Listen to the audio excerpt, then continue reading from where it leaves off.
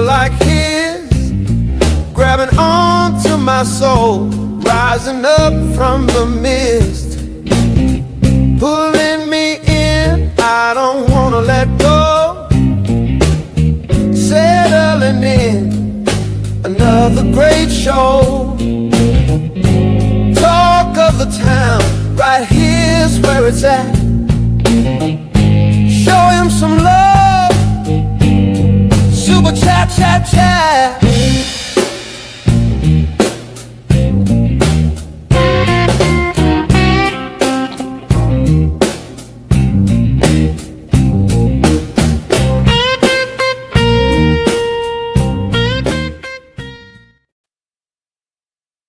What's up, jerks? How you doing tonight? What's up? It's a little bluesy. That's a new version. Scott, we got a new version because the morphine song I liked. Of course, I got copyright struck. A little got you get struck. So now we got a new version. I hope you liked it. I enjoyed it. What's up, jerks? We got a lot to cover tonight. Just chilling out. I got so much on my plate lately. And I always say that, but it's true. I'm getting ready for an eye procedure on Tuesday. I missed the Karen Reed civil hearing, but I got some notes on it. Not much happened, but we're going to talk about that tonight. We're going to talk about maybe my eye procedure on Tuesday, what that might mean for my schedule on Tuesday, because Tuesday's usually the Canton Select Board meeting, and the next Karen Reed hearing is on Tuesday. I don't know if I'll be able to stream those after the eye procedure. I'll try if I can. So I don't know. We'll see what happens. But there's so much going on with the Epstein stuff today, even. And with this Savannah Guthrie, we're continuing to cover that. We might take some calls tonight if you want to call in. But I have a special guest that hasn't been on the show in a little while. She's become kind of very controversial, like me. Like everybody in the Free Karen Reed movie, who isn't controversial at this point, because it's just gotten crazy. Let's just put it that way. And tonight, I don't think we're going to get into too much craziness. We're going to be covering what we do here. She's a great attorney. She's a quality person. I love her. I think she's like Brian and I were talking about this from LTL. Nan gets a lot of shit about donating for some reason. People get very upset because she has money and she's very generous and she supports a lot of the YouTubers and a lot of the causes. And I think it's jealousy of her success, especially being a strong woman that is outspoken and as good as she is. But the big thing Brian and I were talking about is that we feel like she's the number one attorney guest that we have on YouTube. She's the best. And I agree. From when I've been hosting the Howie Carr show and the Grace Curley show, that's why I bring her back on the show again and again and again, because she can talk about a bunch of different topics. She can hit them all, and she'll give you a really good take. She's phenomenal. So I'm really happy to have her back on the show tonight. I'm going to say the number one attorney guest that we have on the show right now. It's my pleasure. Attorney Nan Gallagher, welcome to the show tonight. Hey, Mike, how are you? Good. How you doing tonight? You're getting some love in the chat, I'm seeing. Oh, that's good. It's always a 50-50 shot, but I'll take the love. Thank you. And thank you for the kind words. You guys are, I feel very comfortable coming onto your channels. And you, especially Mike, I always like to mention my first stream was with you just a little over a year ago, and I owe you a whole lot. Brian LTL has been very good to me as well. And it's fun. This is fun for me. And as for my donating, which seems to be one of many reasons people like to criticize me, it's how I show support. I like to inspire content creators and just keep you talking about issues that matter to me. It helps not only cases like Karen Reed's at the criminal level and then at the civil level, but it's kind of selfish, my motivation. I help hopefully inspire you guys to keep talking about things so I get to hear them and then I get entertained and educated. So it's very transactional for me. I just happen to make some friends along the way. To say now we're friends too. Like I didn't like. It's funny because you probably know this at this point with my guests and people that I have on the show. I don't get probably as friendly or overly friendly like a lot of other probably hosts do.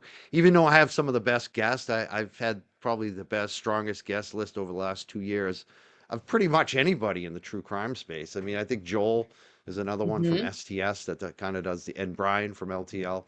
But but at the same time, I really feel like we are friends now. Like Yes. yeah, A lot of people say, oh, you've come to Massachusetts. You should stay in New Jersey or New York where you're from. And why do you bother with what's going on in our state? And you think you've made friends with people, but these issues are not germane to Massachusetts. And as you know, we're going to be talking about tonight cases and matters that span the globe and span the country. But in addition to that, I have happened to make a few really good friends along the way. I've unfortunately encountered some not so savory Mhm. people in the process, but Well, that's, that's how we find out. We find out who is true and yeah. who's not. And I think that's been a lot of that's been going on. And Yes, I you, you agree. But, eh, ultimately, it's been a whirlwind year.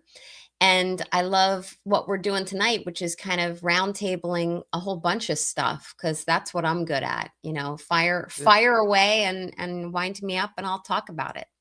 yeah. I mean, the thing is, someone said team good people. We're lighting up the chat. I'm smiling away because the audience is here tonight. Like it's like, all right, let's Hey do this. guys. I knew they would come out for Nan tonight. It just Oh, and that's it's time to great. do shows again. Like it's time to, and it's like I don't know. It's funny because I've been the one who's not wanting to say anything lately, but it's like a lot of these problems aren't our problems. Hey, A you lot know, of these people they think they're winning because they have thousands of people watching, but they're watching your drama, and well, your yeah. drama is not my drama. And look at LTL. He's back to covering the topics. He's killing it. He's getting more viewers than the drama channels. That's the way I want to live, and I think that's the way most people should want to live.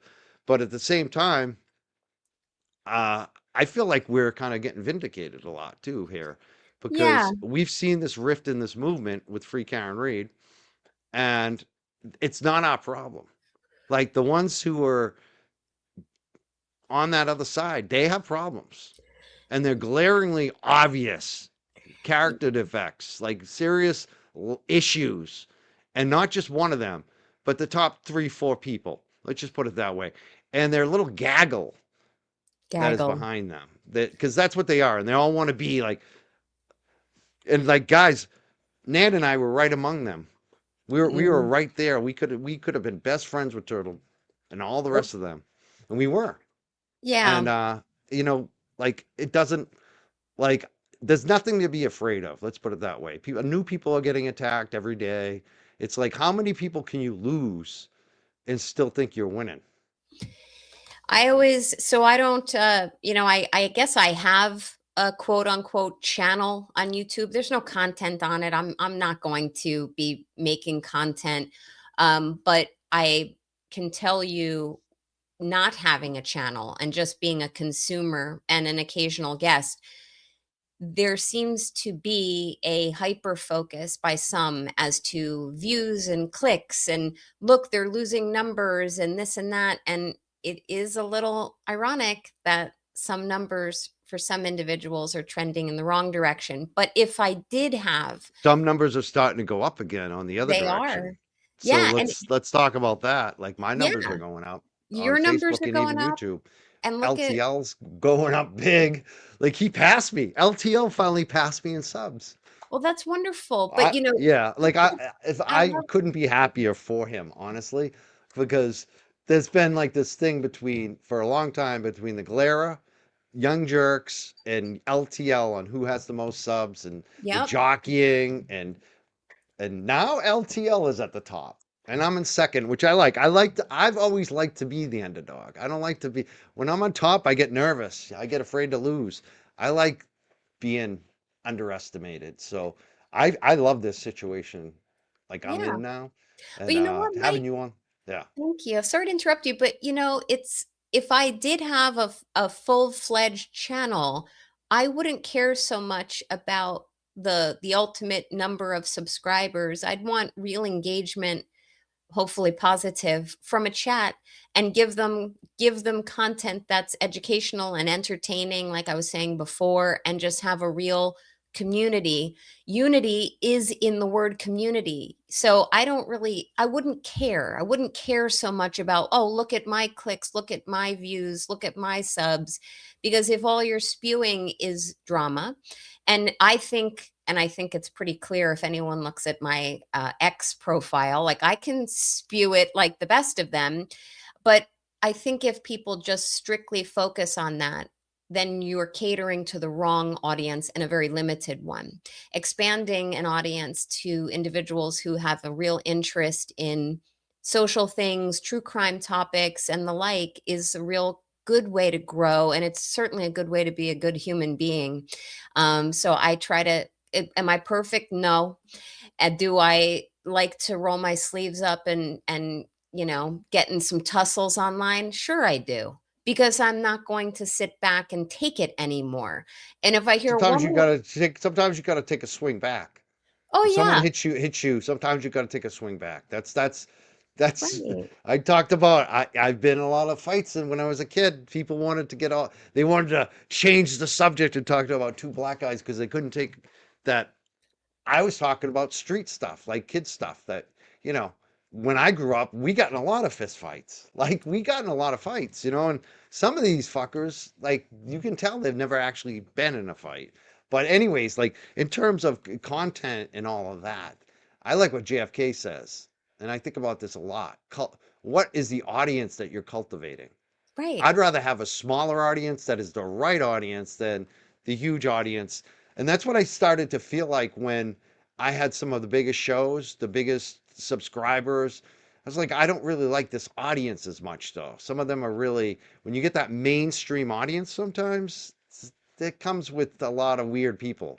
Let's just put it that Yeah. way. And I've always been somebody who had the local, invested, the street crowd, like the activists, let's put it that way, the people who are invested, the nonprofit leaders, the people who are doing things in their community. I've always had that kind of crowd, Right. and it kind of changed when I blew up, and now I feel like I'm getting back to what I want, which is an audience that reflects my values, not somebody else's values, and to be Right. more of who I am.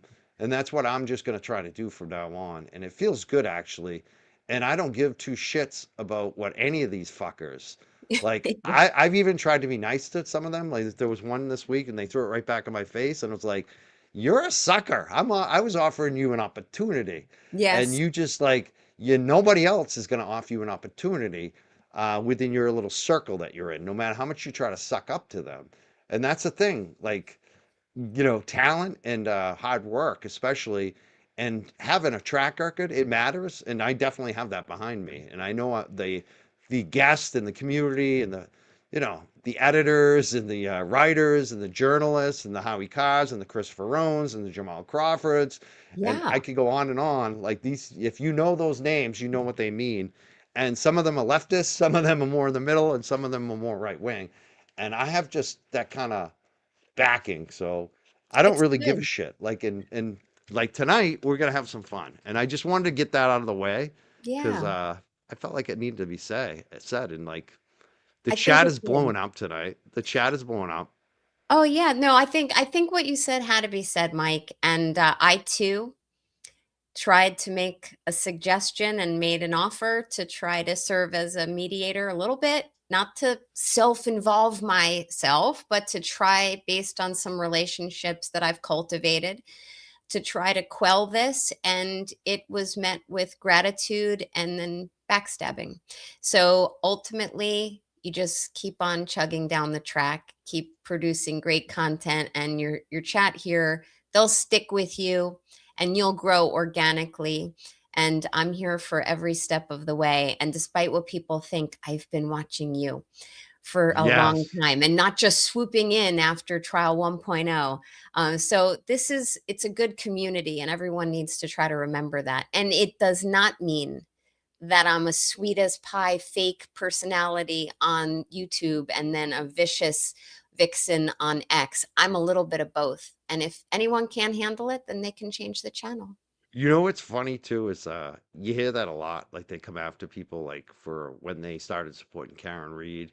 And Hmm. as one of the true OGs, I was probably like the second or third YouTuber. Like I was right at the beginning. Um, and there's a lot of other people that didn't even cover either trial. And the people that say that shit at you, they're in their chat. They're in Ray's chat. Where the fuck was Ray for two trials? Where the fuck were the chat rats? Like all of these people, and some of Oh the other yeah. ones too that really have blown up. I'm not going to say their names, but they weren't there for the first trial either. And no Hmm. one gives them shit. Oh Like, yeah. and some of them have big ass shows, and if you ask their followers, they would probably make up that they were there for both trials and they really weren't. So it's just Oh kind of yeah. funny how they'll support, you know, it's all bullshit. They're just looking for It's an anything to pick at illusion. you. Yeah. And It's you know an what? illusion. It is. It's And just unbelievable. unfortunately, people, including myself, you have to realize it bit by bit when you're ready to realize it. And once you do, you'll be better for it.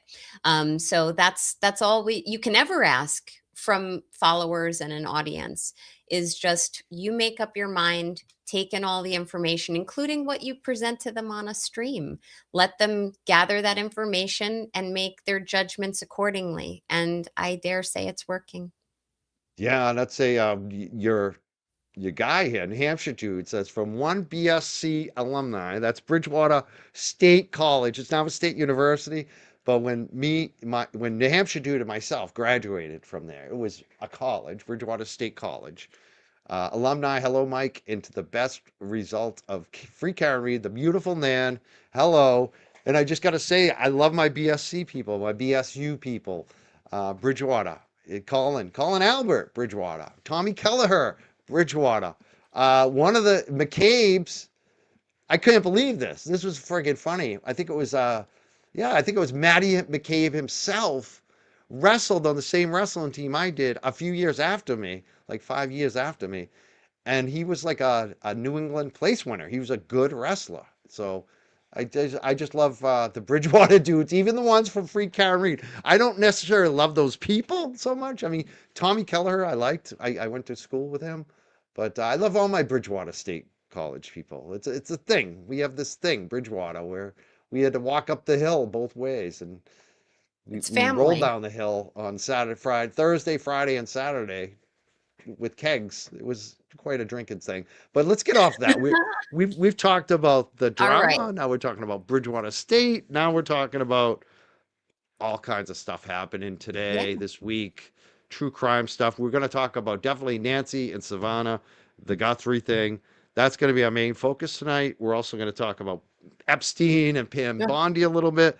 But I wanted to start tonight because I missed it. There was a Karen Reed civil hearing today, and I saw the review. I didn't even know what was happening. I guess there's an update on Tuesday. They're gonna have a motions hearing. I'm gonna try to stream it after my eye procedure if I'm Good still luck. alive. But basically today the judge was, saying, "Hey, this is all these meetings, all these hearings so far, and no one's been deposed." And this crap look like dozens and dozens and dozens and dozens. It's going to be a lot of depositions, and no one's been deposed yet. Like, what's going on?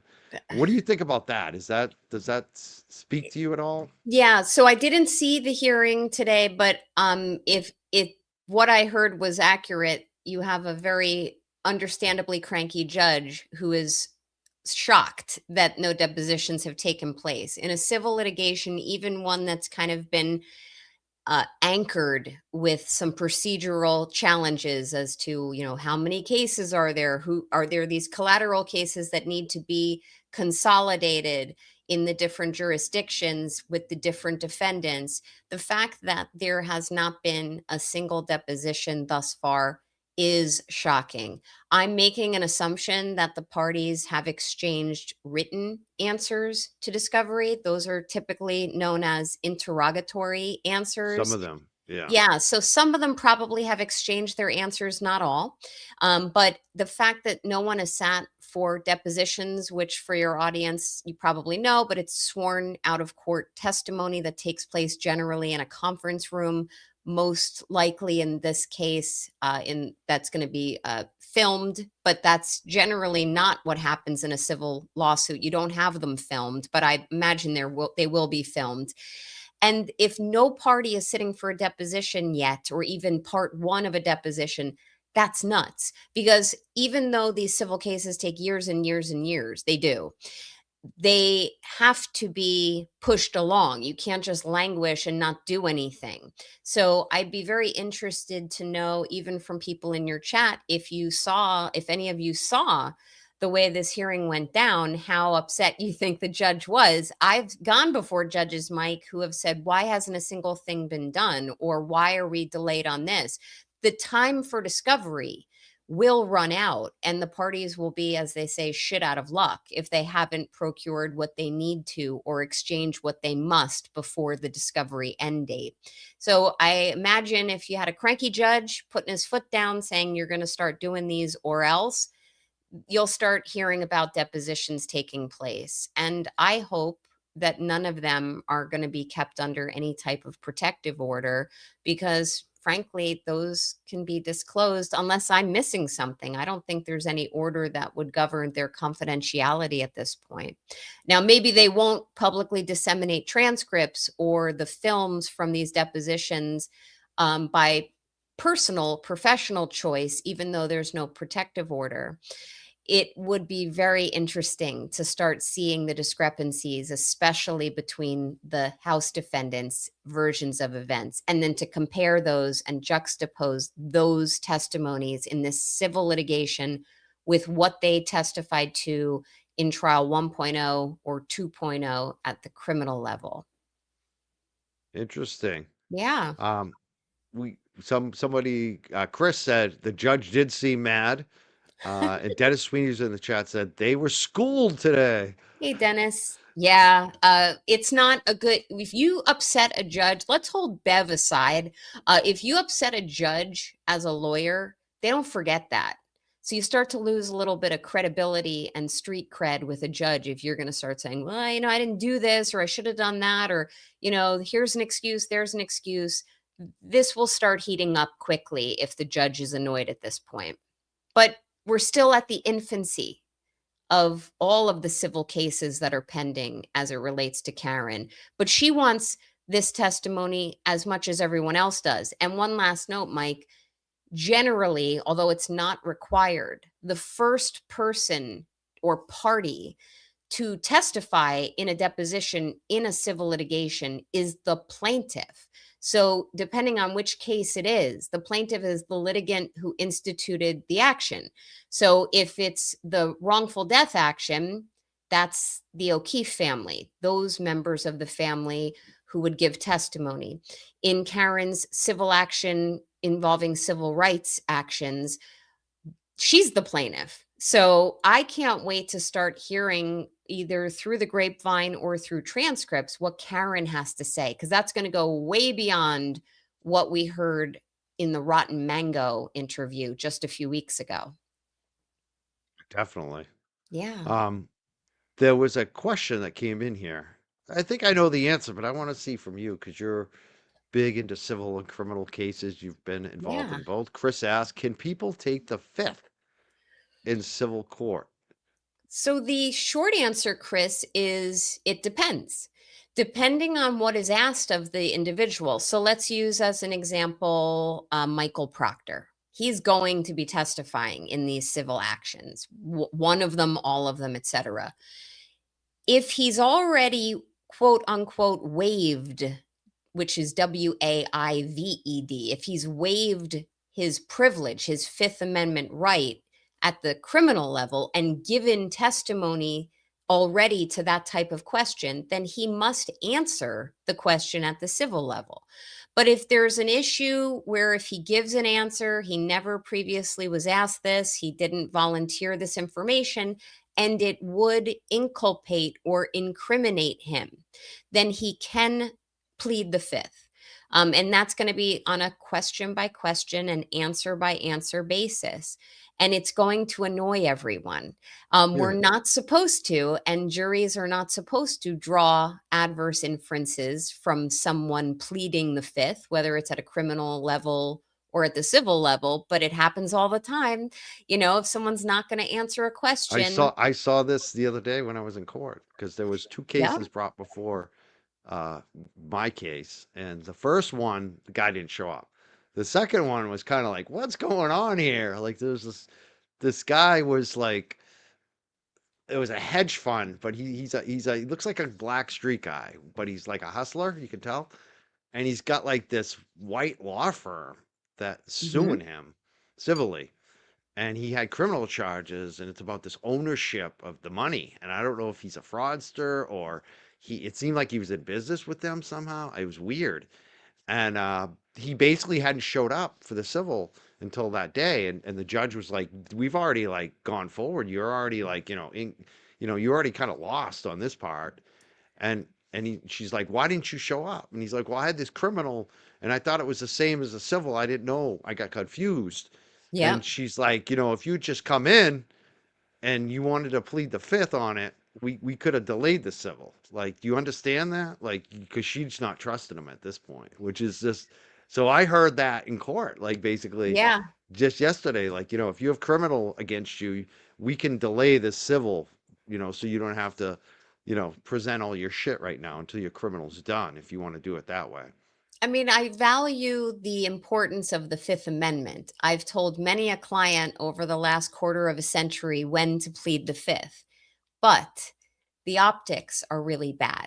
So I do caution someone like Michael Proctor that, it looks really bad, bro, if you're going to sit here and say, well, I plead the Fifth to this, but not that. And, the jig is up, as they say. Everyone kind of sees him for what he is, and a jury is not supposed to say, well, he must be culpable, which is the civil standard, or committed criminal acts, which is the criminal standard. They're not supposed to draw those inferences. It happens all the time, though. It's just an inherent implicit bias that human beings possess. I saw it most notably, and maybe your audience remembers this, when Detective Mark Furman at the O.J. Simpson trial back in the 90s, where he was kind of caught red-handed making some unsavory comments about certain racial components that might have had relevance to that case. And he ultimately pled the fifth on some questions. And the jury probably drew some inferences in the criminal action as to that. So it just looks bad. So I would Yeah. just simply say, yes, he can. To Chris's question, people can plead the fifth, but it really depends if they've waived it, and it really depends on whether you want to get to the truth of the matter. If he meaning Proctor isn't going to face any criminal liability moving forward, then yeah, maybe he should answer those questions. I would say he's probably not getting the best legal advice, or hasn't thus far, but we'll see. We will see. Yeah. I have a question here that's kind of funny. Yeah. Woke's joke says, "Hey Mike, question: why is that Fall River accent so thick?" It's funny because Proctor said that about Karen, right? Like I think that was probably the least objectionable thing he said about Karen, honestly, about the Fall River accent, because it is a thing. And I went to Bridgewater State, so like when I went to Bridgewater State, that's South Shore, but it's almost near Fall River, and a lot of the kids, funny, because a lot of the kids I went to Bridgewater State with were kids from Quincy, kids from Dorchester, Boston. But then you have a lot of real South Shore kids, and then even like the Fall River, New Bedfords. And so you have all the different accents. And I'm from the North Shore. And so there are different accents. I think where on the North Shore in Boston, there's a little more education. I got to be honest. And I just feel like it's not as strong. It's not as thick. We don't lay it on as much. I feel like the South Shore, and it's a little different in the South Shore. But I love those people too. Like I went to school with a lot of them, so it's just funny because it is a really thick accent, Fall River, and it's a little different than the rest of Massachusetts for sure. And I'll read the rest of it. It says, I worked 20 years in New England, but some accents are so much worse. Do you have any history on that? I don't know. That's my history, going to Bridgewater State. You know, I love the Boston. I like the Dorchester, the Quincy. I'm more of a North Shore guy. It's even a little different up there, but I always like, I was attracted to I went out with a girl from Cambridge. You know what I mean? So that's a Boston accent. That's like right outside of Boston. So it's a little nice area. Obviously, Cambridge is where all the colleges are, and she was more, where would I say, like more the alewife, almost Mhm. Arlington. So it's even more like a little inland. But it's just I funny love because like listening. I love the Dorchester accent. Like if that's my favorite Boston accent is the Dorchester. That's kind of like Mark Wahlberg. You know what I mean? That's a Wahlberg accent. You know? And with coming up there several times tied to the Karen Reed case, like I've had the opportunity to meet people from all over New England, and all over Massachusetts, and there's all different dialects up there. And as an outsider, I pick up on it and I listen to it and I find it fascinating. And some individuals I met have this mixture, based on where they grew up versus where they then moved to or where they went to Or who college. And they're I happen, talking to. yeah. But I same got this here, real. I can have this real Byfield, like a country. Oh yeah, boy. Oh yeah. I went raccoon hunting last night. My dog treed two. You know, who we were does out the ice fishing, and Johnny almost fell in. Johnny got so wasted. who I love listening to LTL when he talks, because when he gets fired up, he's got like a really hard like he'll say apartment, and he'll just go, and I'm like, woof, I didn't even notice You know how whose accent strong. I like too is Bill Reed. Even though he's got that kind of Fall Mhm. River accent, but I like the way he talks. He's Yeah, Karen too. Karen is like, she's got I like her. I do I'd say too. they represent that area better than some other people with the accent, anyway. So the way they talk. I love it. And it makes everyone who they are. One Yeah. thing we can take away from all of it, Mike, is no detective should have drawn stupid conclusions about her based on Yeah. her accent, right? Yeah, Like that's a little while. within Just 24 hours, just even he's the other stuff he said. It was just yeah. inhumane stuff. And I gotta say, I liked some guys from Fall River, like Yeah. JJ. JJ, I actually picked up. He was a giant. I picked him Yeah. up one day. You We were picked him up. wrestling, and my friend Mike Connor still talks about it to this day. He's like Hulk Hogan picking up Andre the Giant. Oh my But God. I also liked a kid named Derek. He was a good kid too. Like there were some kids from that Fall River area that I did like over at Bridgewater State. So um, let's talk Yeah. about. We talked about the Karen Reed. We talked about Fall River accents. We talked about Bill Reed and his accent. We love that. Yeah. Yesterday, I have a clip. Let me find the clip Okay. because this is the latest. Yesterday, a bomb went off, basically, with Pam Bondi Oof. before the U.S. Congress, and it was just out of control the way she was acting and how this has come to a head with the Epstein files. And like, I am seeing major Republicans, Nancy Mace, MTG, Bobart, they're all calling for like major investigations to bring people in. They're calling for Bondi to resign. Like we're seeing Trumpers take down their signs. Like this has come to a head. Oh And yeah. she was just wild yesterday. She was so out of control and out of pocket. Like I've never seen an attorney general ever before in front of Congress, especially when it's this high profile. Everybody's watching. What did you think about that yesterday? My comments here are not meant to be political. I feel like she's a disgrace to blonde lawyers, and I can say that. I thought that she was disrespectful to the forum. I thought she was evasive in the extreme.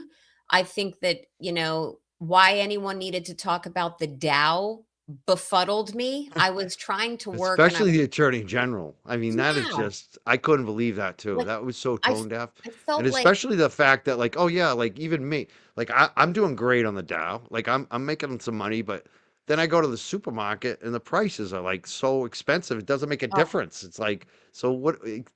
even for someone like me who has assets, never mind people who don't have any assets. A lot of people don't have any 401k, you Yeah. know? They weren't interrogating the head of the Treasury. She's the Attorney General. Yeah, I And know.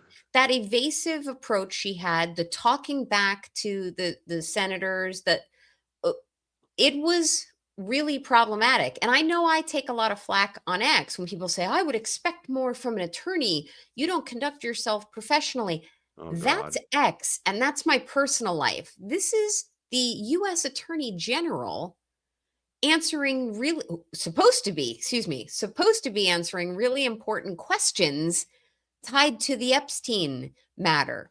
And I thought that she was abysmal. And frankly, my personal opinion, and maybe not of the channel, I think she should be removed from her position, or at a minimum, people should be pressing some type of vote of no confidence in her. Awful. Yeah, even some of the congressmen said, she's probably going to get arrested by the next attorney general. Like, Probably. that's how bad it is. Let's And play this. This is Republican Nancy Mace. She's had some issues. A lot of liberals probably don't like her. She's been extreme on some things, but look at what Nancy Mace threw down today. She's like, I have a list of people I want to be brought before Congress. She's like gone to war today. And look at this is the latest. She posted on her Twitter. I want to play this video. yeah, Let me oh, I thought I had it up. Sorry, 1 second. no There we problem. go. There we go. Congresswoman Nancy Mace just spent the day going through the files and says she has her own list too. South Carolina Congresswoman Nancy Mace is here with me now. Thank you very much for being here. So just based on what you saw this week, the Department of Justice opened up a number of files for review at DOJ. You weren't allowed to take in phones, take photos, you could take notes. What did you see that the American people have not? I took a lot of notes. I saw a lot of names. There was still a lot of information that is redacted. And the excuse I received today, because my primary focus was looking at co-conspirators. I wanted to look at the documents of the people who have not been arrested but were investigated.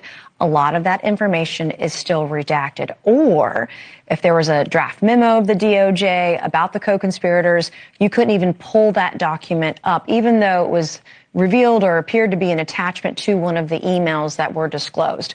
I saw names of a lot of women, adult women that were recruiting young women and potentially underage individuals to be, to give to Jeffrey Epstein. Really disgusting behavior. And so, I'm going back tomorrow. And I'm going to give a list of names to the House Oversight Committee of people. I'm not saying that they've done anything criminal. These are people that I want to have brought in and testify and answer some very tough questions. Who is doing what and where? And also, why the cover-up? Why is this still being blocked from Congress and the American Do you people? have any concerns that the rush to get this information out, which of course transparency people want, that names of people who were not criminals, who were not involved in any of these crimes, or that the names of victims are being put out there unredacted by mistake?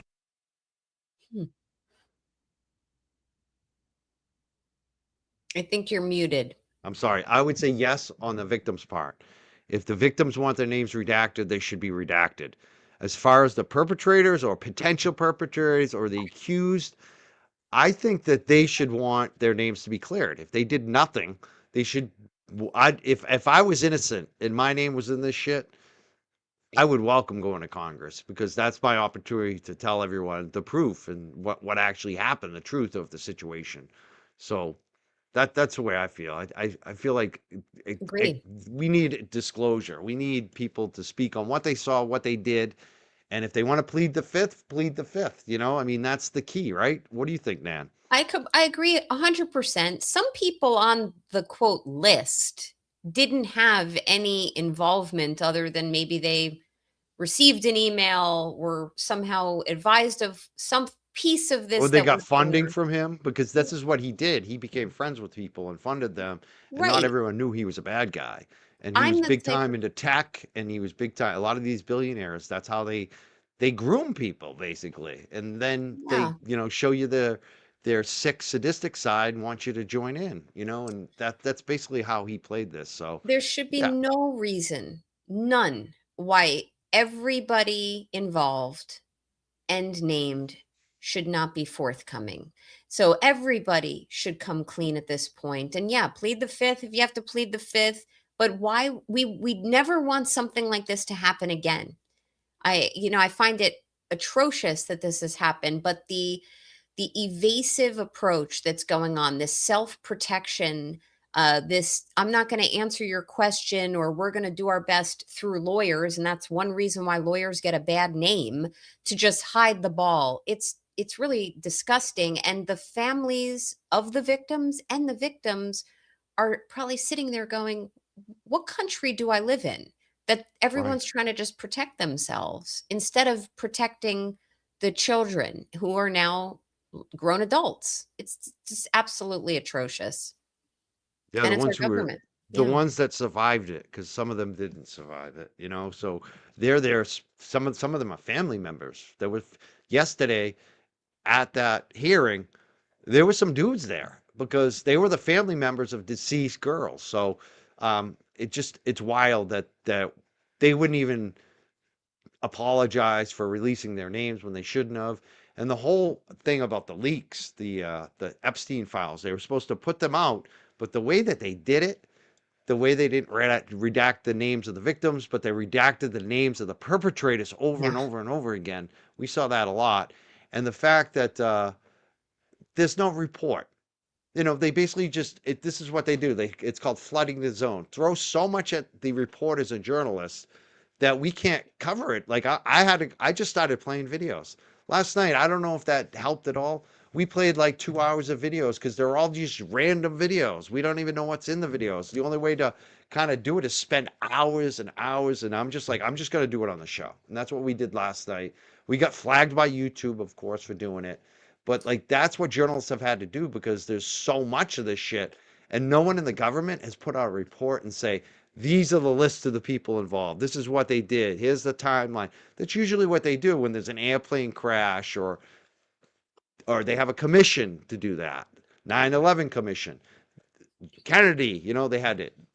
They didn't do any of that shit. It's just there's a big failure here. I couldn't agree more. And at this point, like, I hated history. I hated studying history growing up. It was I was Oh, good at memorizing, but I kept saying to myself, why do I have to learn this? And obviously, you get the standard answer, which is so it doesn't repeat itself. We're supposed to take lessons from this stuff. There's no lesson taking from this going on, there's zero accountability. So that's why I really love that you're featuring this, that LTL and others are featuring this. So hopefully the societal pressure and the knowledge that's expanding on this, we can just place it on the government and there will be hopefully some accountability. Like, victims should be protected, and the culprits or anyone remotely tangential to these atrocities should be exposed, laid for bare, and have to answer really tough questions. Because the subject matter of what Epstein and his network did is nuclear. And the fact that people are treating it like a punchline or something that has to be swept under a rug is disgusting to me. So, and I say that as a mother of a teenager or soon to be teenager. Like, I just can't believe we're even having this discussion. totally. What do you think I think I just gave it away. What do you think my major was in college? History? Yes. Was it? Yeah. Oh, Minor in social studies, secondary ed, be a school teacher mostly. But it's just do funny. you But know mine? I don't consider myself some great historian though. I just got a Bachelor of Arts from Bridgewater State. So, but I think I like history. I always look at like as it's kind of like journalism of the past. That's kind of what history is. And I love it. I've always I like admired. politics. I love the U.S. government class. I got an A in that class. That's probably the only class I got an A in when I was there. I always get like an A minus or a B plus or a C.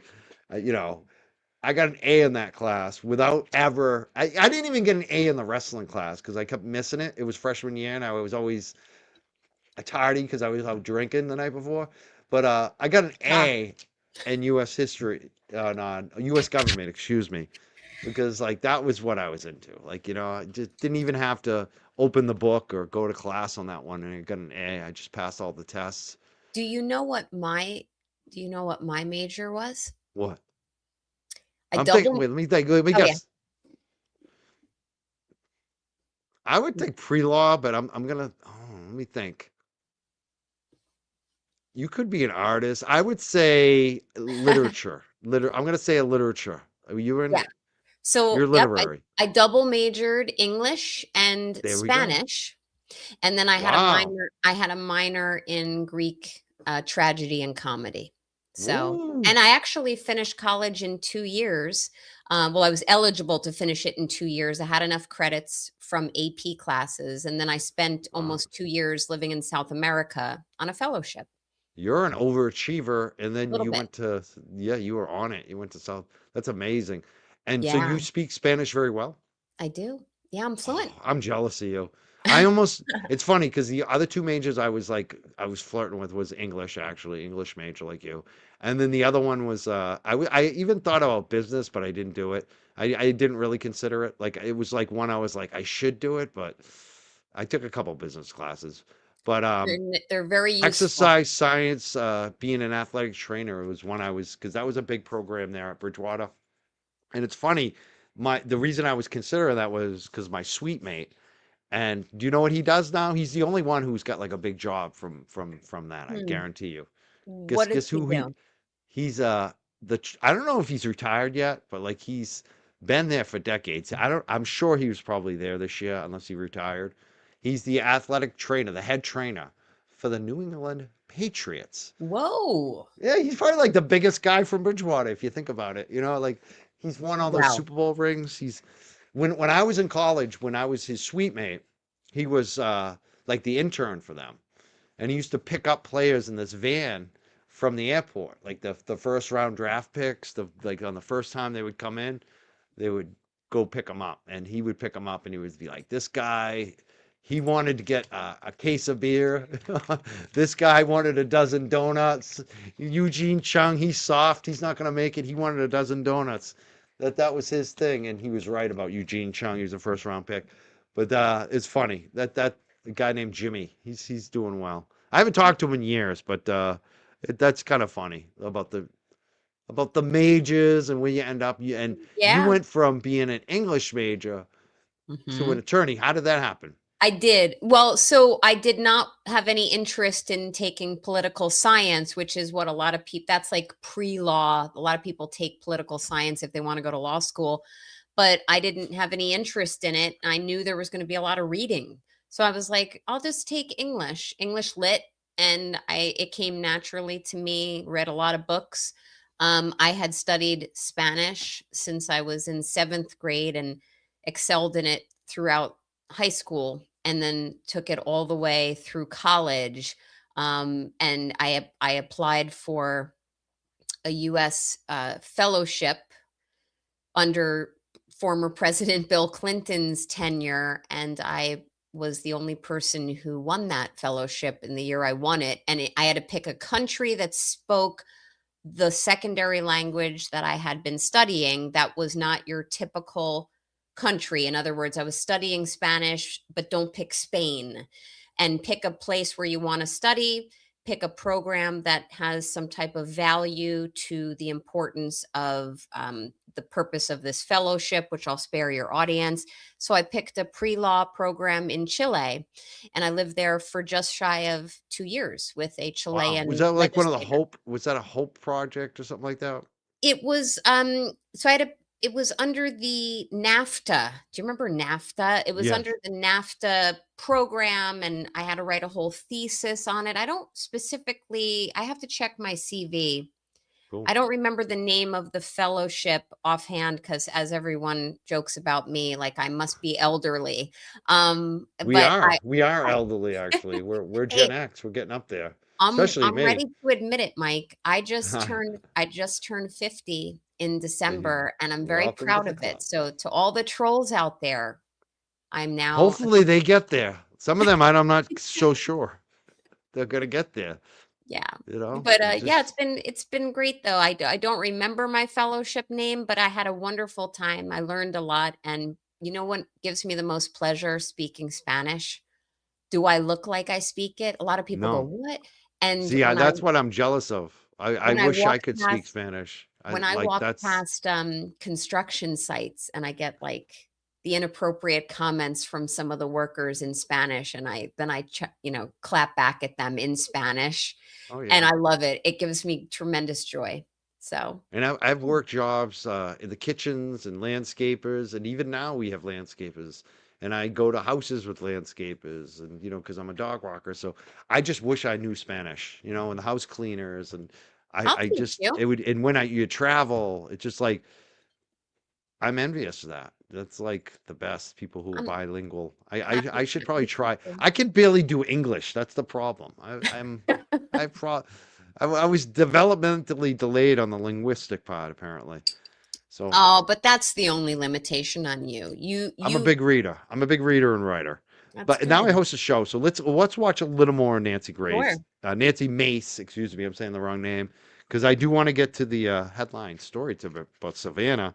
But Absolutely. it's good to hear about Nan. It's interesting to know that you're an English major, and Yeah. you also did Spanish, and you also did the Greek tragedies, and that's just that makes sense to me. You're well The read, tracks.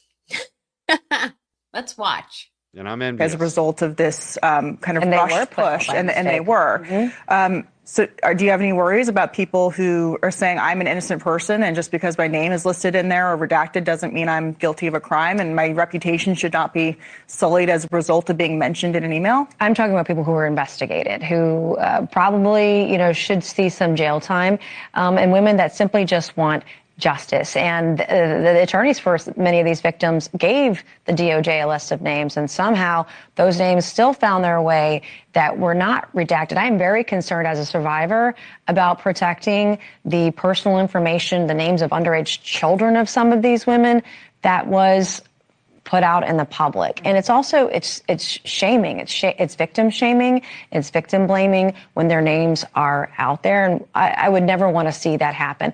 Also, people have due process. They have the right to be innocent until proven guilty. But we're talking about one of the biggest scandals in American history where basically nobody went to jail. And you can't tell me as a mom, as a woman, as a survivor, that you had over 1,000 young women or underage girls trafficked and only one accomplice. People knew what was going on. They knew where it was happening. They knew who was doing it. This is a cover-up. Yeah, I want to get to Virginia's law in a minute and about how that may work on Capitol Hill. But there was this was addressed at the White House today. White House Press Secretary Caroline Leavitt was asked about Commerce Secretary Howard Lutnick. He has come up in these documents, and he admitted under oath today in front of Congress that he had lunch with Jeffrey Epstein with his family on Epstein's island.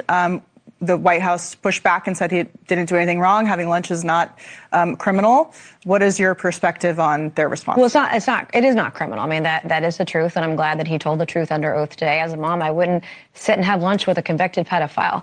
I don't think that's something that I would personally do, but that's my personal choice. Do you think he should resign? No, I wouldn't go that far. He hasn't, I've not seen any evidence that he did anything wrong, or you shouldn't just be fired because of who you had lunch with.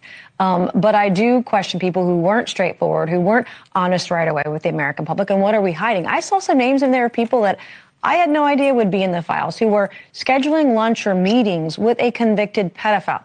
Didn't do anything wrong, but certainly you question, wow, why are all these people, rich and powerful and famous, Hollywood, et cetera, doing this? But again, my focus is strictly on the victims, getting justice for them, people who broke the law and did crimes. That's not Howard Lutnick. Yes. It's not Donald Trump either. Right. Yeah. I mean, the files have shown that Donald Trump actually was somewhat of a Exonerated. whistleblower against Maxwell and I've been saying that for a long Epstein time. in the early 2000s, and in fact talked to the FBI about a number of their crimes. Before we go, you talked about getting justice for the victims. Of course, that's the most important thing here. The politicization of a lot of that has been, I think, sickening. The fact that the names of victims that were supposed to be redacted or published is very disconcerting. Tell me about this legislation where you're trying to get the statutes of limitations taken off of these crimes. This would lift the statute of limitations so that survivors of sex trafficking could pursue criminal or civil against their abusers, against these kinds of predators. There are other issues that I think need to be addressed in addition to in creating civil torts or increasing civil torts for victims of sexual violence. Same thing with criminal rights of action. Title 18 is very limited in what is included in that as a federal level versus state level too. All right. Well, thank you for coming in to talk to us about what you saw at the Department of Justice, and we'll be watching that legislation. We'll be back tomorrow. Thank you, Congress. And that's wild. There's another one I want to show too. Yeah. Which is probably the last of the Epstein stuff, because there's a lot going on with Savannah Guthrie we want to talk about tonight too. But Sure. let me find this video. There was of course I can't find it now. Yeah, while you're looking, I Oh, here will it is. oh, you got it. I was just No, gonna go tell ahead. No, you, say what I you was gotta just say. gonna tell your audience that what a lot of victims of SA experience are problems with statutes of limitations. So there definitely should be oversight and inquiry into the different state and federal laws that apply as to statutes of limitations for childhood victims of SA to be able to hold their predators accountable. And that is it's a very important cause to me. It's something I do intend, based on even just recent revelations with individuals whom I know. I want to make sure that there is a strong focus on that, because wouldn't it be horrible when individuals do become aware of tragedy that may have taken place in their early years that they may have otherwise suppressed or not realized they had rights, but then to be barred later on from pursuing criminal action against them. Many states do have more Yeah, many states have expansive, changed that. Like New but York not was all of like one of them. the first to kind of let people come back, I believe. Yes, And but it's not that all of them. yeah. Yeah. We're getting a lot of comments about your hat.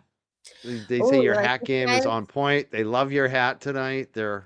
Thank you. We You had know what? over like a dozen comments from different people on this hat Thanks, tonight. They're guys. loving You it. know what's Yeah. funny? I realized I've had this And one. your lipstick. You're like a fashion. They love you. It's so funny. It's so funny. Some people love me, and then the other people say that I I put know. my Well, that's why makeup on with crayons. that's what it is. They get, because it's jealousy, a lot of these people, when they get mad at you, they go after the things they're jealous of.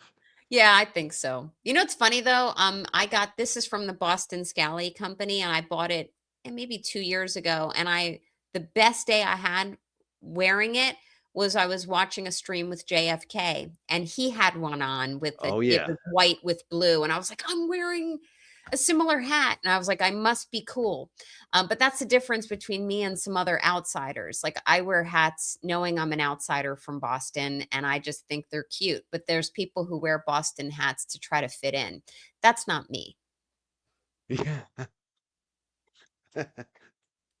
It's funny because when I first started, I was known as like I had this friend named Michael Malta. He had like a video production company, and he made these videos, and he called himself the King of Pot, and he trademarked it. It was just wild, and he was just very well done. And I was an activist in that scene, and because of my job, I was worried, and so they came up with a moniker for me, and it was Mike Can. And Mike Can always wore the Boston Red Sox hat, the B. And even when I would take it off, KOP would be like, Mike, put the hat on. We only know you with the hat, the B. And it's like, when I look at that dude, I'm just like, are I you love shitting it. me? Like, I love he's it. trying to be me from like 20 years ago. That's When amazing. KOP had us like, Yeah. he like, I don't know, he trademarked the shit. Like he was like, he was selling shit. He never sold my shit, but he was setting me up to be like the second brand. He was already doing it with his own, and then he passed away. But it's just funny. Like, to freaking see someone else wearing that B hat. I'm just like, I wonder if someone's No telling him, comment. put on the B hat. Put on the B hat, dude.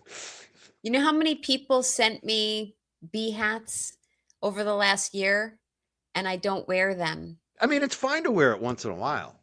Well, But put it when this you've way, made it a uniform, when I you wouldn't when wear you when them. you wear the jerseys, you got the hat, like every time, Yeah, I just you wouldn't wear know? them for show. But people assume I have a wig. And she must wear hats all the time because I have a wig. But I don't. I have a brain They're and I don't jealous. wear a wig. Yeah. Anyway, what do you got, Mike? I'm happy to What do we comment. got? Let's get back to business. Besides the hats and Yeah, the lipstick. yeah, I was gonna play this other Rewind. video, but yeah, I'm having too much fun over here. I'm gonna put this comment up. Someone's Karen because said watch Lana. She has an exclusive interview with Palos and the search warrants. I definitely want to find that. If anyone knows like what the timestamp, like if it was at last night's video, is it today's live? I see she's live today, or is it a standalone video? Tell me how I find that because I'm definitely gonna look that up and add that to our playlist tonight for Savannah Guthrie. We haven't even gotten through everything. We're Sorry. still looking at to get to Savannah Guthrie, but we're about to. But I want to play this quick video because this is the congressman today, another congressman. So we played Nancy Mace, who's a Republican. Now we're going to play the Democrat, the leading Democrat on this Epstein stuff. And this guy's amazing. He's been really bringing it. Why can't I find the video? I thought I had it. It's so hard to find when you have all these things open. Oh, I know. X. Here it is. So this is Ro Khanna. And it's just a quick video. It's not as long as Nancy Mace. And it's just one video he put out today. And I love the message of it because he said, we need to go after the Epstein class. And this group of people, where they meet, how they conspire. And listen to what he says. This weekend, the most powerful politicians, tech leaders, finance leaders, all head to Munich for their annual conference. Last year, Vice President Vance challenged Munich leaders on freedom of speech. This year, there's a far bigger challenge. These leaders need to confront the Epstein class. In Britain, the monarchy needs to answer about what they knew about the former Prince Andrew and whether there's going to be prosecution. The British government needs to answer for Peter Mandelson. The Norwegian princess needs to answer about her affiliations with Epstein. In Austria, in Sweden, governments need to answer for their affiliation with a convicted pedophile. And in the United States of America, that's sending the biggest delegation to Munich, we need to answer for cabinet members who were affiliated with the convicted pedophile. And we need to answer for some of the biggest elites in tech, in finance, in Hollywood, who were going to Epstein's Island knowing young girls were being raped.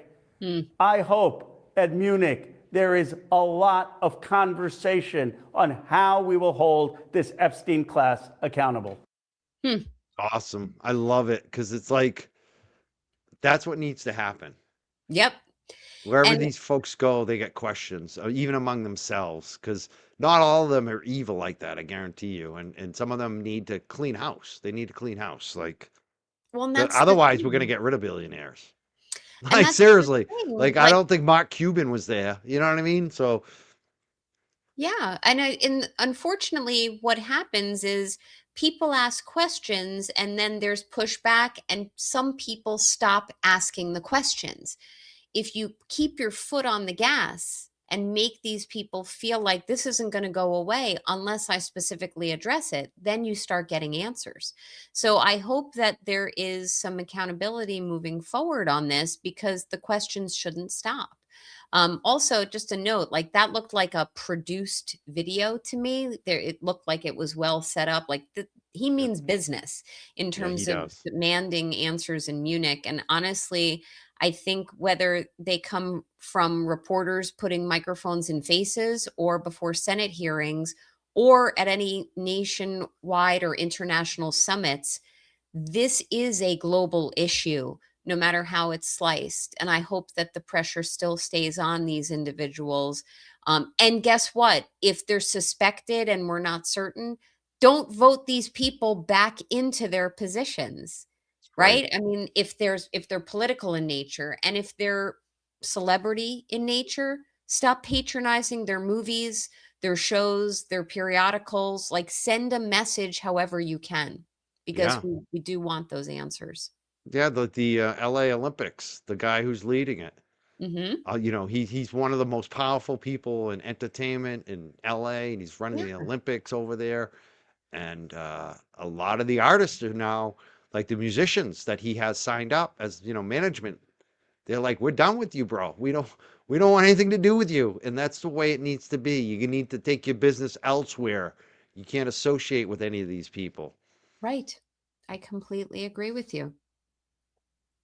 Josie Lou, we've got a lot of good super chats tonight. She said, "Love you both from the queen of Taka Taka accents, Nancy Checker DMs." Oi. And Okay. yes, and Natalie Diana, one of our mods, said, "Two of my fave people on YouTube and X looking good. Both of you. Thank you so Thanks, much." Natalie. Sweetheart. And we got Sparkly Rabbit. She does her spaces on Twitter. She says, "Mike and Dan rock." Thank And you. we did put up New Hampshire Dude already. And please pass the pepper. Says stronger together. We get some good people here tonight. I love this crew. Um, yeah. So this is what I wanted. We're gonna get to the heart of the matter tonight. This is the biggest story that we've been covering, and Yes. it's the Savannah Guthrie, and she's still missing. And it's like this happened today, and this is TMZ continuing to get these weird emails, and this is weird because I don't know. I mean, I guess is this like the second guy that emailed him? Let's find out. Yeah. TMZ has obtained a second email from the man who claims to know the identity of Nancy Guthrie's kidnapper. We told you yesterday that this man sent us an email saying that he will reveal the name if he gets 1 Bitcoin. We checked the account all day. He did not receive anything. The account is bare. So this morning, just after 8 a.m. Pacific time, he sent us this other email complaining that he is not being taken seriously. He says that he wants the Bitcoin, which is worth around $67,000, for several reasons. Number one, he says by coming forward, he will become as he puts it, a national rat. He also says, and this is a quote, he doesn't want to be, quote, incriminated like that guy Carlos. Remember, Carlos is the delivery man who was taken into custody a couple of days ago briefly. He was detained and then released. He says that he fears retaliation if he comes forward, and that he needs the Bitcoin because he's going to have to lay low after coming forward. And then he talks about a difference between yesterday and today. And we are not going to get specific about what he's talking about. It is chilling what he is insinuating here. But we have told law enforcement we're not going to get specific about that. But he makes it very clear here that this will be his second and last attempt. We have checked the Bitcoin address that he sent us. By the way, the one from yesterday and today, they are the same. And we checked the Bitcoin address just before I'm shooting this and talking to you. And again, there is nothing in that Bitcoin account, at least right now. Is this wild? Yeah. I mean, I have thoughts. May I? Yeah. Okay. So first, and I own Bitcoin, so I have a little bit of knowledge about this. I don't understand how TMZ has the ability to check the Bitcoin account. It's private. I'm just curious. So it's just a It's question I not have. well. It's not as private as you think. Let's put it that Okay. way. Bitcoin is actually a public ledger. Mhm.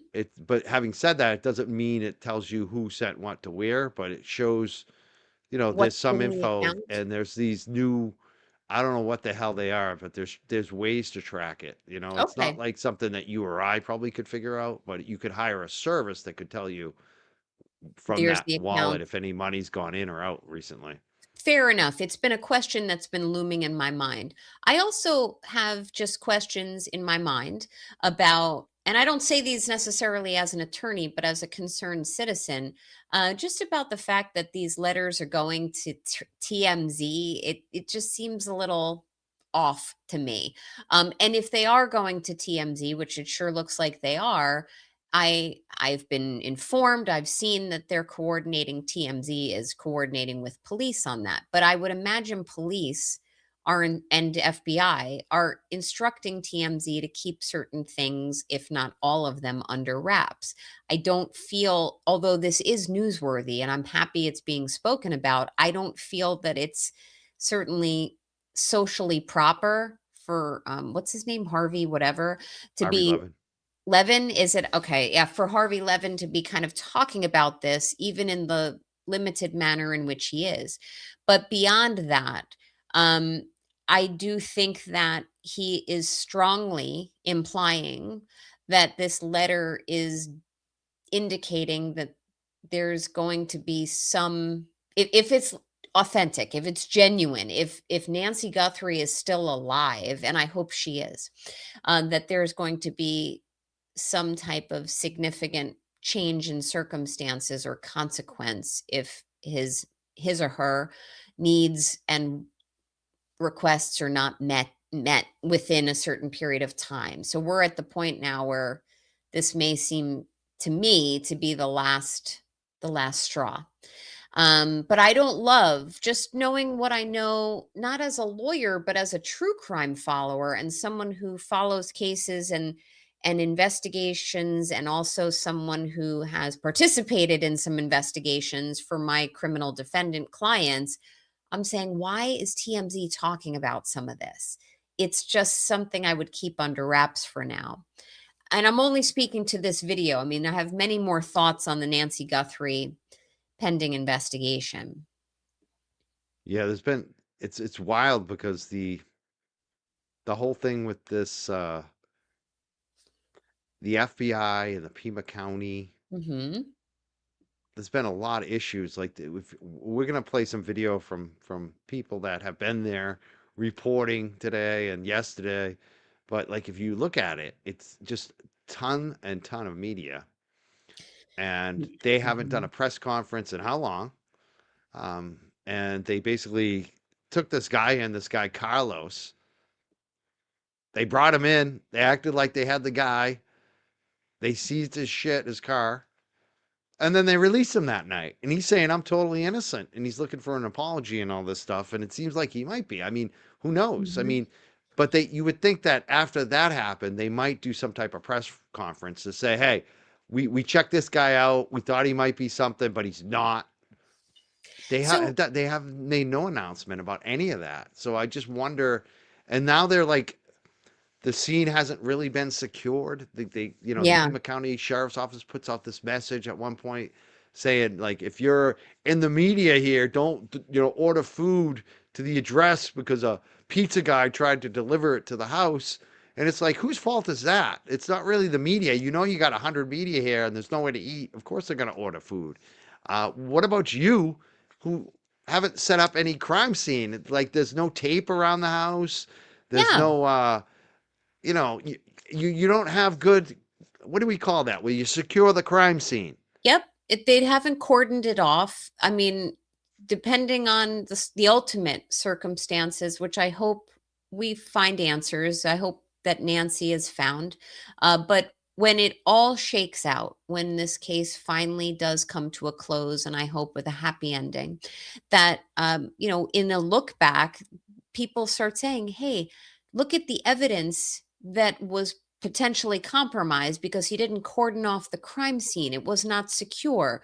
The fact that they took their time in procuring certain evidence.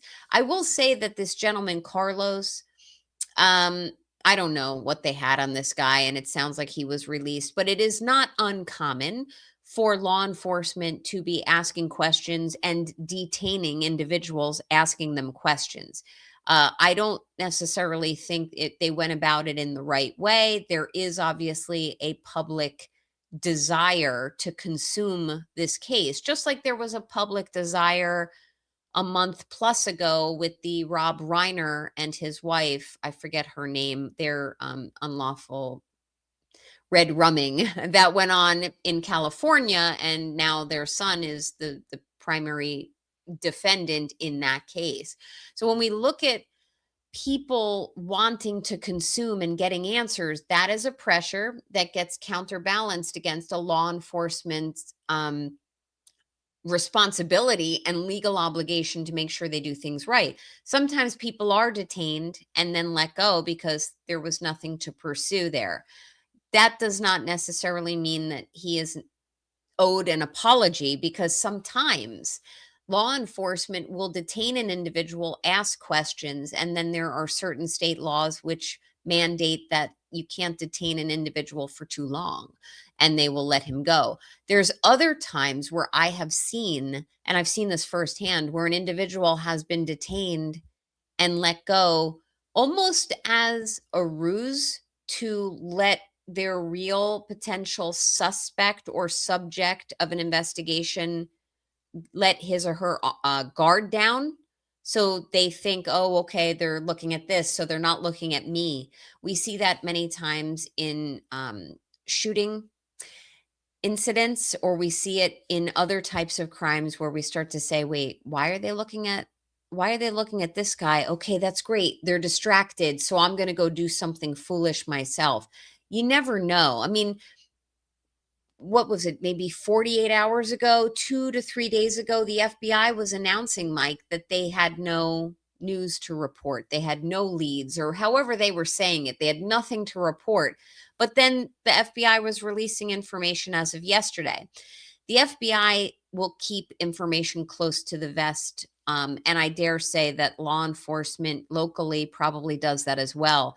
One thing I did see, if I understood it correctly, is that this particular local police department does not have a lot of expertise in missing person investigations and or red rum investigations. That's concerning to me. But if they've now allowed the FBI in, they're going to start looking around, asking questions, and hopefully work hand in hand at both the local level and the federal level to try to get some answers here.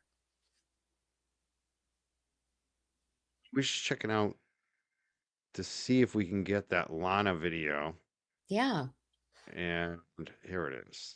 I think I also saw someone sent me a link that there may got it. be a new suspect, which if that Is there a new suspect? I don't Yeah, know. let me Well, are you talking about the guy? Yeah, we're gonna play that video. The Okay. guy that was then trying to get into someone else's house.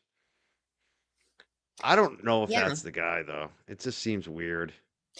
You know, Um, sometimes people feel, Mike, as you're looking for that video, like people expect quick answers. And I'm not saying they're not entitled to them. But if you think back to the Brian Koberger case back in, was it 2022 when the crime was committed? And the police were kind of saying, oh, everything's fine, the community is safe. And it took them the better part of 6 weeks to drill down on their suspect, Brian Koberger, who has since, as your audience may know, pled guilty to those red rums. And that was in Idaho for anyone who doesn't know. 6 weeks is actually not that long of a time. So in the community and the society we live in, there's this McDonaldization, which I like to say, of how fast people want their information, how fast they want to consume it, and how fast they want and expect and feel that they deserve answers. And that's not always the case. And I can tell you as a lawyer, sometimes when law enforcement moves too quickly, they actually skip steps that could promote an environment that could ultimately get a defendant off because steps were skipped. So Right. while I feel for the family and I hope Nancy Guthrie is returned safely and there's a happy ending, I'm more comfortable saying, let this play out. Let them follow the proper steps. Let them detain someone like Carlos, ask him questions, figure out if he had an alibi or if he's ruled out for X, Y, or Z reasons, and send him on his way. That way he can officially be ruled out. And as someone like Todd McGee, who is a prominent speaker on panels, including I know he's been on your channel, Mike, and he's been on LTL's channel recently a lot. I can tell you, he'll say, look, ruling someone out means that we're closer to finding who it is. Yeah, I just wish if they've ruled him out, they would tell people, so that I people agree. aren't continuing to harass the guy. That's the issue I have with it. And I think this is a little different than Kohlberger because It is. You're trying to rescue somebody. So, you know, they True. should go to over to, you know, they should do whatever they can. They should do whatever they can because this woman's And probably not going to last long being captive. She's elderly. She needs medication. She's got a right. heart issue. And I they found the need, video. So this is yeah. Truth or Transparency. This is Lana, who, even because I shared her videos before, I got attacked by this guy who's known for having issues when he drinks. Number one, I can say that because I've seen it multiple times now. He self-snitches on himself about it. He's had a lot of crazy arrests with like crazy charges. He pushes them off, says, "Oh, I was never convicted." You took a deal, dude. And that dude can never be good with me Mm-hmm. because of the way he discounts his charges. Because I saw what he got arrested for. Punk ass shit. You know, running from the police, assault and bat, all that shit you did when you were fleeing, you know. And so he talks shit because I even mentioned or even shared this woman's YouTube, and it's like I don't know all the cases she covered and how good she is, but she got a scoop today, and I'm sure he's gonna get very angry that I'm sharing her shit. He doesn't like this woman for some reason, Lana from Truth and Transparency, and I think she's done great coverage on the Turtle Boy case. I think it's actually far superior coverage on the Turtle Boy case than most of the law tubers out there who would just fucking Agree.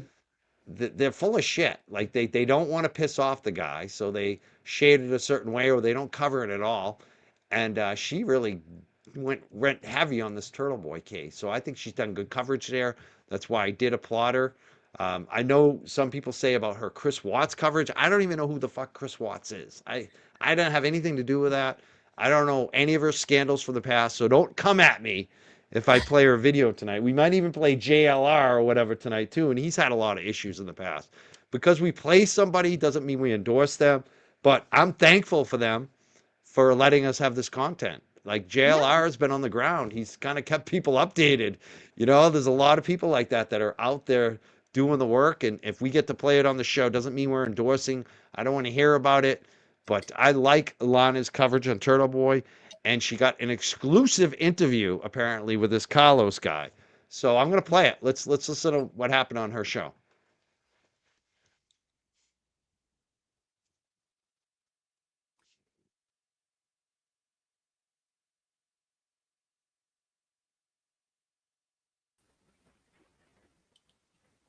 Thank you so much. You're welcome.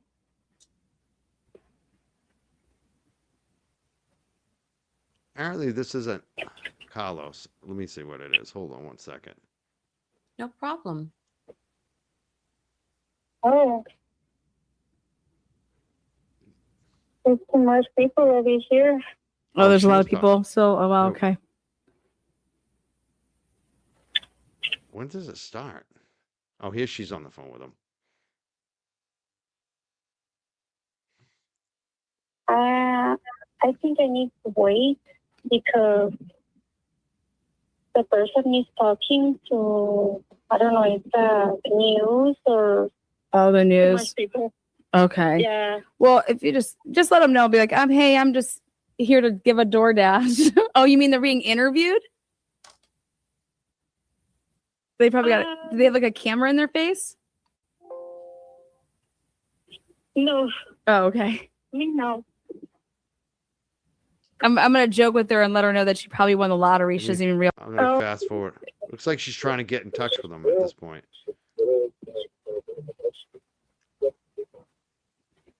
Kindness is never overstepping love and the other habits. But go right ahead. Okay. Oh, thank you, Judith. Mhm.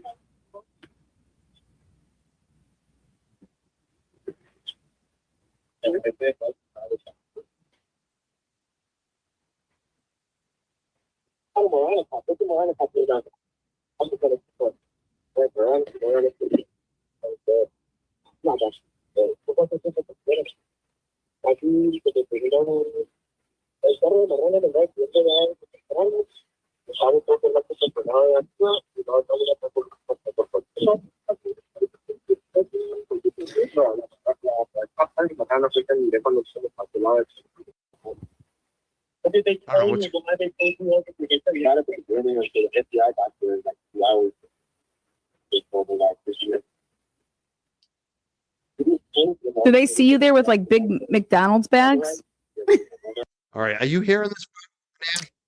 It sound yeah, I can hear her, but His if- voice if- sounds choppy. That's why I put the captions on, and I did fast forward a little bit because I was like, is he even on the phone at this point? But it seems like he is on the phone with her right now. Okay, But you know the what it audio is? does seem choppy. She's on the cell phone.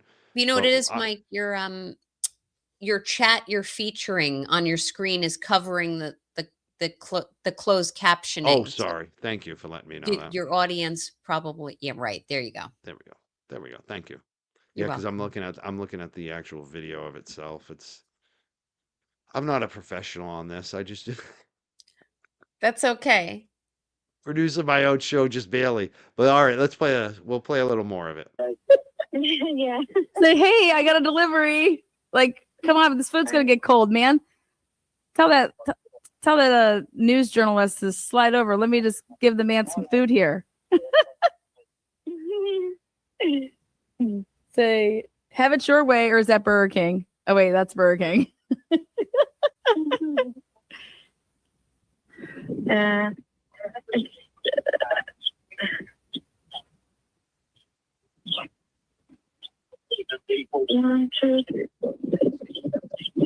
Say, big booty Judy coming through.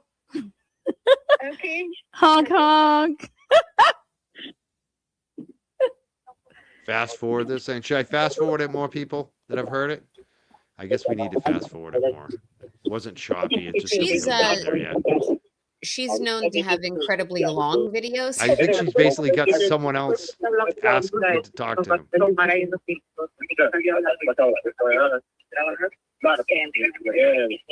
Only for like 2 hours. 3 hours to get something going on. Did they put you in the bus? Yeah. By the way, did they bring you back? No, they kept me at the bus. So she done day later. So I'm gonna keep fast forward. It looks like he's talking to other people. I don't know what's going on here. They don't have cameras.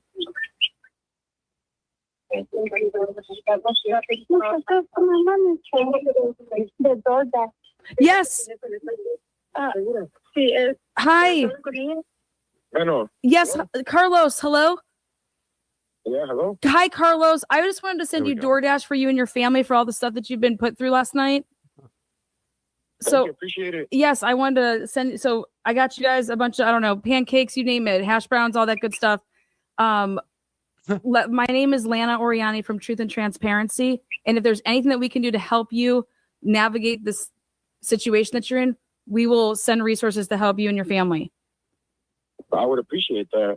I need to get my phone back. Yeah. Do you have a pen, piece of paper? I want to give you my phone number. No, I do not. Do you have Ahí tengo su teléfono. can you get, I'll get a pen. because I want to give you my phone number. A ver, apunta este número, Carlos. Go ahead. Okay, ready? Yeah.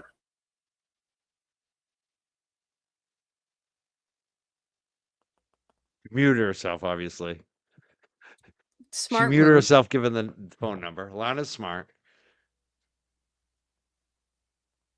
This is funny.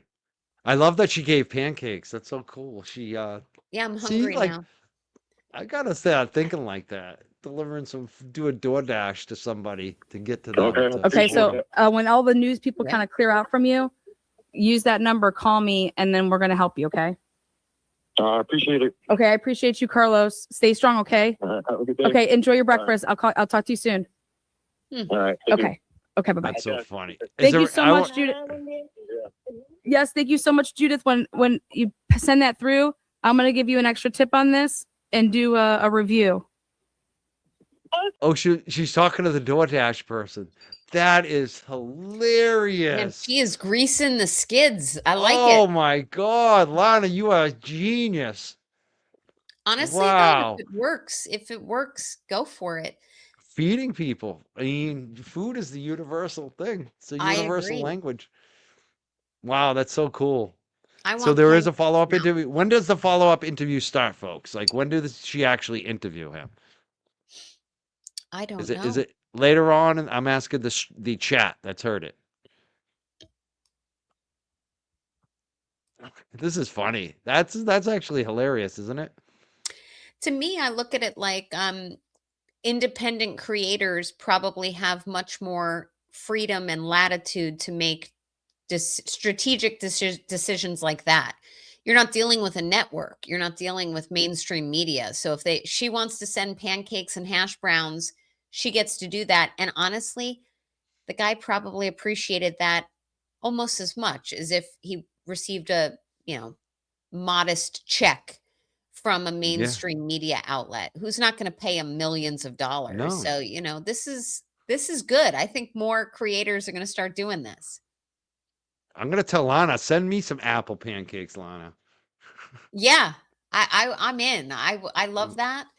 I almost named my daughter's middle Hash name browns. Pancakes because when I was pregnant with her, that's all I wanted to eat. But I did not go that route. But I am hungry now. Mm. So I guess Lana's also got paperwork he showed her on the next video. We will check that out. I thought this was where she interviewed him, but she got him on the phone. That was kind of cool just to check out. Maybe we'll check out some of the other ones later. I wanted to go to. Yeah. We got a lot of video to play tonight. Which one do I want to show? Let's look at Fox. Let's see what Fox is doing today before we Okay. get to some of the streamers. Stories as we continue to follow the latest developments on the kidnapping of Nancy Guthrie, the mother of Today Show co-host Savannah Guthrie. The Pima County Sheriff's Office in Arizona now saying that they have received 18,000 tips in Nancy Guthrie's disappearance, with 4,000 of those over the 24-hour period after the release of this surveillance video right there on your screen. Now, that video showing a person who investigators say is tampering with a camera at Guthrie's home in the Catalina foothills just outside of Tucson. Want to pop this up on your screen right here. This is coming in from the New York Post as the latest piece of potential evidence is a black glove seen in that photo.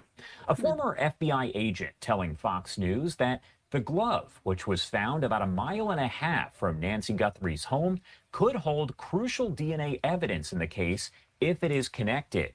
The discovery comes as TMZ's Harvey Levin revealed another note was sent to his office. We've already seen it is a letter saying that this person who wrote it knows the identity of the kidnapper. And for the price of 1 Bitcoin, that person will disclose the information. Again, that was Harvey Levin there, the founder of TMZ. In the meantime, FBI Director Kash Patel says that his agency is looking at, quote, multiple persons of interest in the case. We know one person was detained, questioned, and then released just a little more than 24 hours ago. Carlos Palazuelos identified himself as that man, explaining that someone reported his eyes looked like those of the man in the photos released there by investigators earlier in the day.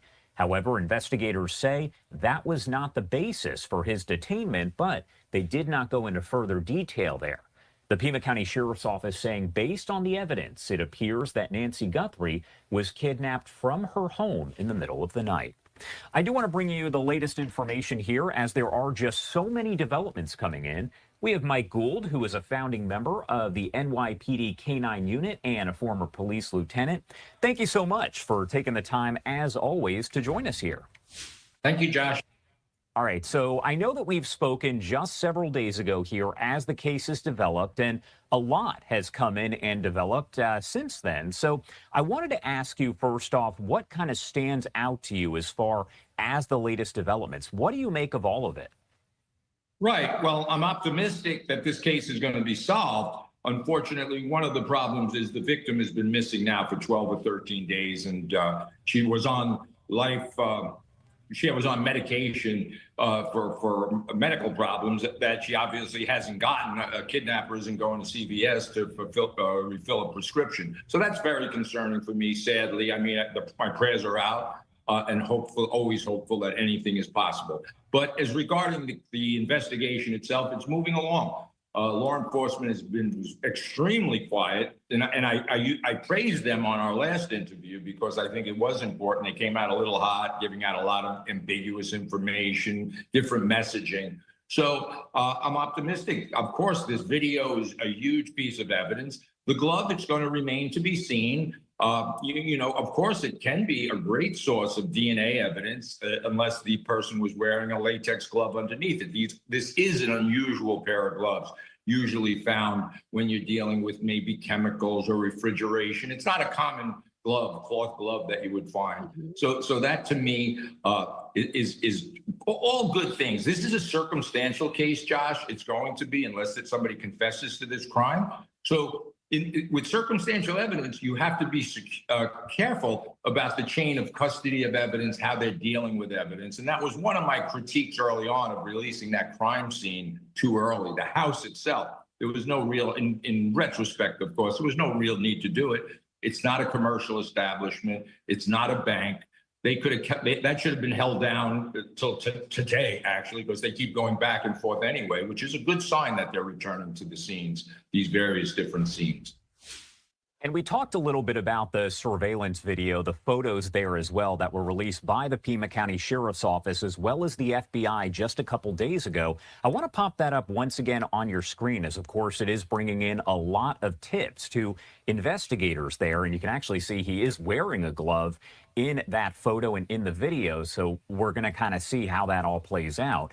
And Kash Patel saying that multiple persons of interest have been identified and are being looked into there in the case as a whole. Again, a lot of questions and still a lot of answers that we are waiting to get here. But Mike, wanted to ask you, when you look at surveillance video and photos like this, how critical can they be, even if the person's face is covered and all you can see is kind of their eyes and maybe their mouth?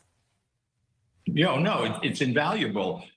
Much of it is invaluable, particularly with the technology we have right now. The clothing is relatively unique. All of our clothing is unique. The question is to find identifiable factors. But it takes time, Josh, to go back to the manufacturers. They're going to identify that backpack. Many people have been reporting they know what the backpack is. But it's time consuming, regardless of how many law enforcement. This case has thousands of law enforcement. They have the full weight of our government investigating this case, up to and including the President of the United States is checking in on it. So any resources that, if possible, through Google, that would generally not be available, frankly, to you and I on a typical investigation. The Guthrie family is fortunate to have the full weight of the government looking into it. And to answer your question, these things are invaluable. Evidence is going to be put together like a jigsaw puzzle. And they, as I said, they got to make sure they maintain the integrity of the crime scenes and the integrity of what we call the chain of custody. Where is that glove going? Who's analyzing it? It's very important for the prosecution part of this case. And we are keeping. I want to just stop it there for a second. Nan, this Nest camera apparently wasn't, the video wasn't saved, or was it on something like that with Nancy Guthrie, but they were still able to get the video from Nest because apparently these cameras are always on. That's the kind of what people don't realize is that these companies are basically collecting everything. And it's kind of like a spy company in a lot of respects with law enforcement too. I mean, what do you think about that? Just that angle that these companies are actually recording when we're not recording it. Like, you know, because I have my camera at home, and if I don't turn it on or I don't arm it, it's not recording. If I have it, you know.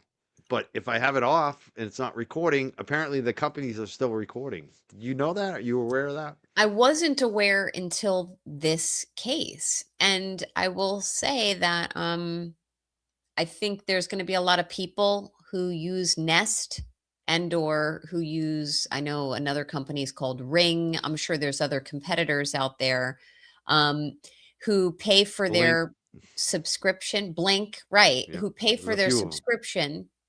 whatever it is for whatever they think they get in a certain package, if they pay monthly or annually, and they're presumably getting the archives and the ability to save their videos over time. And they're probably saying, why am I paying this when apparently the video is still preserved? And ultimately, with law enforcement involvement, it can be procured. So I think there's going to be people who have real issues with this, but I'm surprised to learn that, without having paid for the monthly or annual subscription, that this data is accessible to law See, I'm not enforcement. surprised because I know a lot about this company called Palantir, Mhm. which Jeffrey Epstein was big on. Oh. He told the prime minister of Israel to meet up with Palantir and Peter Thiel, Mm. and that's why. That's why. I'm pretty sure these companies are hooked in, and with this surveillance state that they want to bring in. Yeah. And it's kind of the same, the Epstein class. The Epstein class doesn't want to have to blackmail people anymore. They just want to have all your data, all your video, everything recorded. If you have a Google whatever in your house, it's recording you. You have a TV in your house, it's recording you. So that Yeah. if When anything goes wrong, Amazon. if you step outside of the Epstein class, they come up to you and they say, "Hey, did you know we got a video recording of this?" Yep. And someone was saying, I don't really watch your chat, but I noticed someone said Michael Easter was saying that the same thing about this. He was the law enforcement expert who was not permitted to testify in the Karen Reed criminal trial by virtue of a Judge Bev's order. So I find it fascinating. You're not surprised by it, but I mean, I even think about the Amazon device, whose name I won't say because there's one sitting right next to me in my Yeah. office, and I don't want her to get triggered. But they're listening to everything, and by they, I simply just mean data and technology is listening, and then it They're becomes the a new matter of, overlords. They are the new government. yeah. So I guess They're the Epstein class. I mean, it's I'm all connected, and it's funny because I don't think people realize that when local police departments pull you over right now, a mhm. lot of them have a program from Palantir that they don't disclose to you. They don't disclose to the criminal defense. It's not. It's shown in discovery. They're illegally profiling you. They're Yeah. bringing up your bank accounts. They're bringing up. They know how much money you make. They know where you travel through these cameras. They know everything, and a lot of Wow. it, like, yeah, and the CIA, FBI used to do that stuff, and now they've offshored it to a Fortune 500 company called Palantir, which has grown immensely over the last couple of years. I just sold all the stock, by the way. I owned it for a long time. I felt guilty owning it. I Right. sold it at a high recently, and I feel good because this company, I don't trust it. I don't trust any of the shit that they're doing, and it's like I said, it's the Epstein class. Yeah, I mean, I have some concerns about the erosion of one's right to privacy, right? And the fact that there's possibly a profiling element that is implemented if police are pulling you over, for example. And if they have access to certain data that is not going to be shared unless there's some type of prosecution and the defense asks for it, etc. But on the other hand, I'm happy that companies like this, like Nest and others, have information which may ultimately lead to the arrest and hopeful conviction of an individual who kidnapped Nancy Guthrie, but hopefully has done nothing else to her. But I mean, in looking at this video footage, I mean, this is real telling information which can give law enforcement some sound leads. Like I had learned that they've identified or at least have strong inclinations as to where that backpack was sold. So there's certain leads that can be generated from that. You heard the law enforcement, former law enforcement agent telling the interviewer a few minutes ago that these are unusual gloves that you would see in certain types of settings for limited purposes.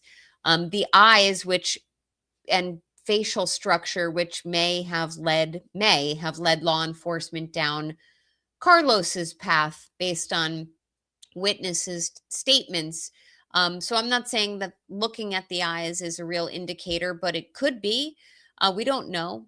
And ultimately, if Nancy is found alive, which again I hope is the case, and she has to testify against her captors or captor, there's going to come a time at a trial where she's looking at this very video saying, yes, this is the gentleman who took me from my home, and point to him in the courtroom. Yes, that's him right there. Now, I'm kind of extrapolating where this could go, but the net effect is I'm happy that Nest had the video, and let's hopefully see where it leads to.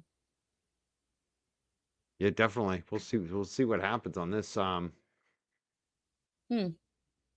was just I posted a link for people. Some people were doubting that Palantir was working with local police. They definitely are. They definitely are, unfortunately. It depends how you feel about privacy. It can be helpful. Can be helpful in some situations. It was helpful in this one, but I don't know. I just get worried about this surveillance state that we have right now.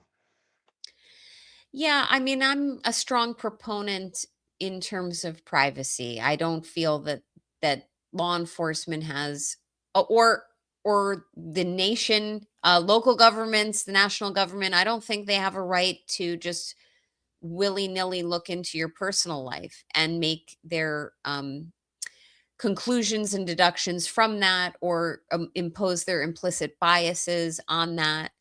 But I will say, this to me, no one should be walking away from this saying, oh, see, I'm not going to pay for a monthly subscription because if I need the video, it'll be there based on the Nancy Guthrie case. Like, I don't think that's a no, I don't think it guarantee. will be though, because they're not going to give it to you unless you're Nancy Guthrie. Right. Or law enforcement Yeah. saying we have a missing person. Exactly. Yeah. So you got to be somebody important. They're not just going to give it to you. Yeah. They should though. I mean, the way they operate. They absolutely should. They should give it to me. I'm Law Yeah, Furio. I'm there we mad. go. Hey guys, thanks so much for checking out. So I got this video from Brian Enton. I think I'm saying his right name. Yep. He's this is another big thing that's come up. We talked about this earlier. I think this investigation, I know you said it takes a little time. Yeah. I agree, but I think it's a cluster F. Like, I don't trust this sheriff and the FBI at this point. Me neither. I just don't. And the reason, we'll hear why. Let's just hear what he's got, because there's been a lot of reporting about what's going on over there. And let's watch this one. My show, I really appreciate it. Please click to subscribe. Really appreciate all your support.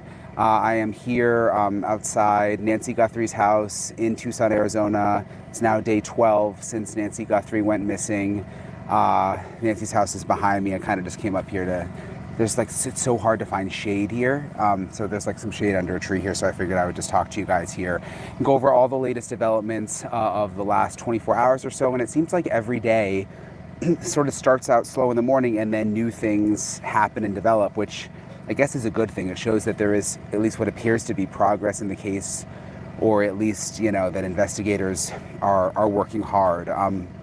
First of all, this morning, a white tent was put up outside of Nancy Guthrie's house, and this kind of came out of nowhere. It appeared to be sheriff's deputies showed up, put this tent up right up against the front door of the house, like very close to the front door. So that we couldn't see what was going on.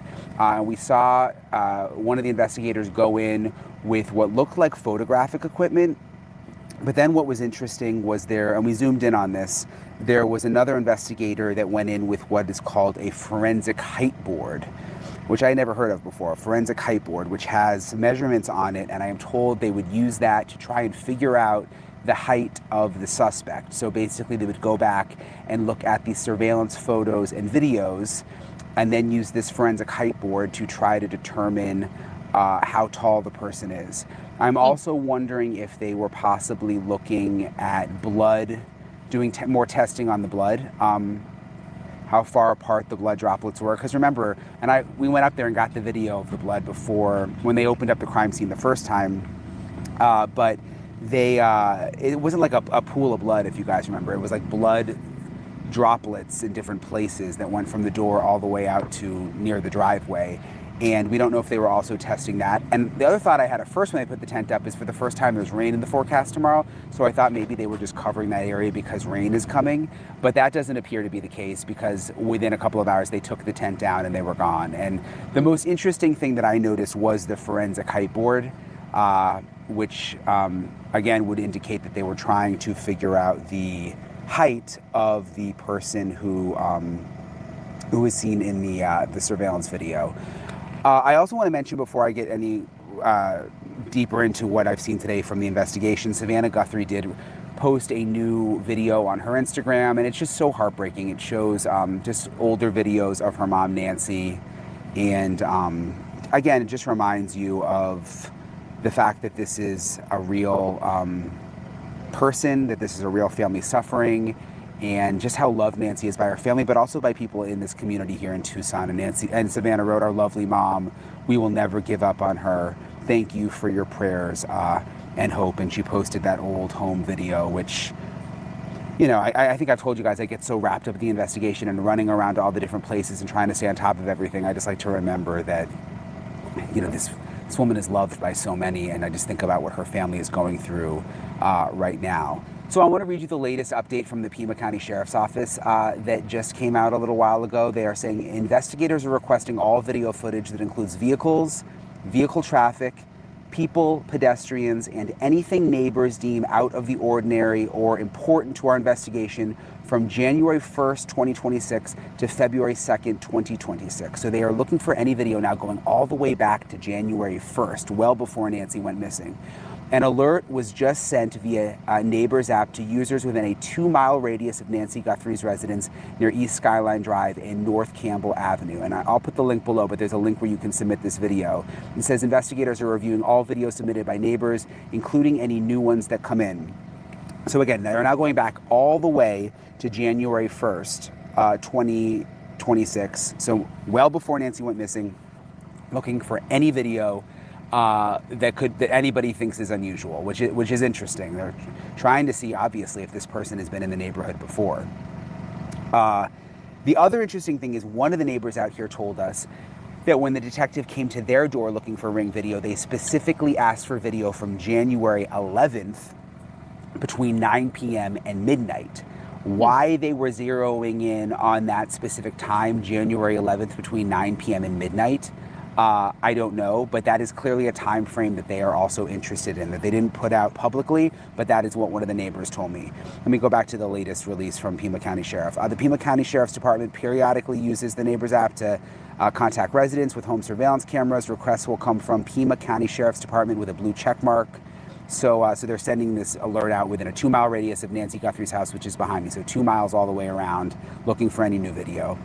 They say as more leads come in, detectives and agents will continue to follow up on viable leads throughout the community. You can expect to see a higher presence of law enforcement activity going forward, which we've seen every day. I showed you guys yesterday. I mean, there's dozens of FBI agents out here now searching. They were back in Nancy's yard yesterday, in the side yard. They were searching across the street where the media is set up, and then of course they were searching where they found the gloves. It says in terms of notes, the FBI is handling all aspects related to any reason, notes, or communications involving the Guthrie family. Any inquiries regarding this matter should be directed to the FBI Public Affairs Office. So this is in terms of like ransom notes. TMZ is reporting that they've received another note from the same email they received yesterday, which is someone saying that they know who has Nancy Guthrie, and they're asking for Bitcoin also.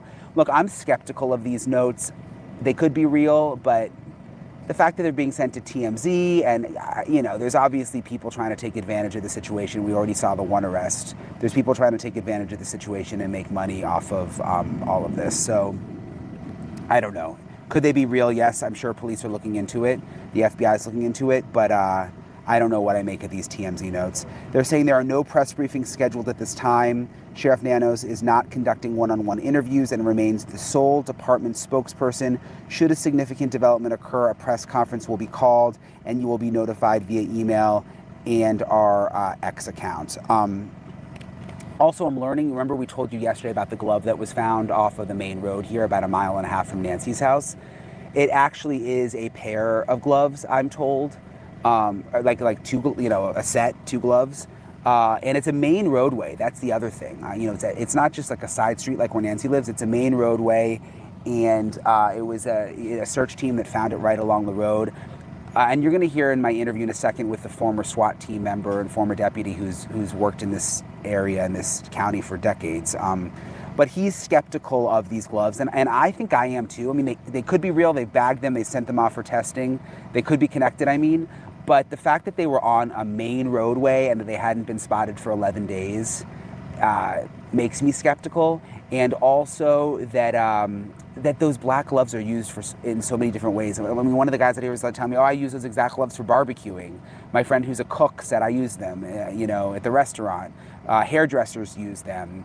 Auto mechanics use them. People using chemicals doing work inside houses and construction use them. So, and also, would the suspect have just thrown the gloves out on the side of the road, especially on a main highway like that? So I'm skeptical that they're actually going to be connected, but it is possible. They were collected, they were bagged, and they're going to be doing testing on them. So we'll have to wait and see what happens there. Something else interesting, and I've started to get to know people in local law enforcement here and been making sources on the ground. And I've been asking, is the local sheriff in charge, or is the FBI now in charge? And I actually asked it at the last press conference, if you guys remember.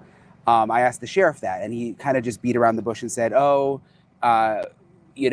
it doesn't matter who's actually in charge. We're all working together. But it seems like a legitimate question because a lot of people have been criticizing the sheriff about the way he handled the investigation, especially in the beginning. And there has to be someone in charge. And I haven't been able to get an answer. But what's interesting is I was talking to some of the people who I've met here in law enforcement, and they were saying that even investigators who are working the case don't know exactly who's in charge, which is somewhat alarming to think about. What do you think about that, Nan? Yeah, it's kind of like if it's the blind leading the blind, right? If Right. no one knows who's in charge, or there's some type of finger pointing, like, I thought you guys were doing that. I thought you were doing that. You didn't do that. Things get missed. Sloppy investigations, we've seen this. Sloppy Sure. investigations lead to reasonable doubt or missed evidence that would have shored up a conviction. So I'm not loving that. Yeah, I'm not either. Especially knowing that if that's true, their own investigators can't say don't know who's in charge. That's Right. bad. Yeah, and you couple that with the failure to secure a crime scene. That to me is a recipe for challenging evidence that is collected. Was there some type of DNA that's been procured? And maybe there has been, I didn't see it announced, but is there DNA that's come from anything that has been procured, whether it's these gloves or otherwise? Was there any DNA that's been taken from the home that could not be attributable to Nancy or her children or extended Right. family? If that's I the mean, case, this yeah, reporter early on, walked right up to the door of her house, yeah, recording video and showing the blood on the ground. yeah, and Like that that, should never have happened. He should have never been right, allowed to go up to that house, like where the blood is on the ground, and record it. And people criticize Brian for this, Brian Enton, Brian for Enton. doing that. But I mean, hey, this is what journalists are supposed to do, and it's not his fault that the law enforcement, whether it was the Pima Sheriff's Office or the Right. FBI, didn't secure the scene. They should have had some yellow tape and say, "Hey, dude, you can't go there." Right. And if I heard him correctly, and I really like Brian Enton very much, if I heard him correctly, he said, we came up to the door after the first time that they had kind of released the crime scene, so to speak. And that's unusual to me. I mean, I don't see it as his fault or that he should have known any better. He's just following his journalistic instincts. This should never have been released. There's too much risk for tainting of evidence. So I'm thinking as a criminal defense attorney, if there's ultimately some type of arrest made, I'm going to be all over that. In fact, hearkening back to O.J. Simpson case again, O.J. Simpson's lawyers had a field day with going back to all the videographic evidence of the crime scene investigation where they would show, look at these officers not wearing gloves, look at these officers not wearing shoes. That's a treasure trove for a defense attorney to say, look at this. You guys just trampled over all of this. There's an intermingling of DNA, touch DNA, and the like. So it's really not instilling confidence to me in the law enforcement approach thus far, and damage may have been done that's irreparable. Totally. And there's got to be one of those agencies has to be the lead. I'm guessing it's still the sheriff's office and that the FBI is still technically assisting, although it seems in many ways the FBI is handling some aspects of this case by themselves, like, for example, what the sheriff's office put in their latest press release saying that with the ransom notes, that just goes to the FBI. But I just found it really, really telling that the sources that I've made said even investigators working the case don't know who's actually in charge.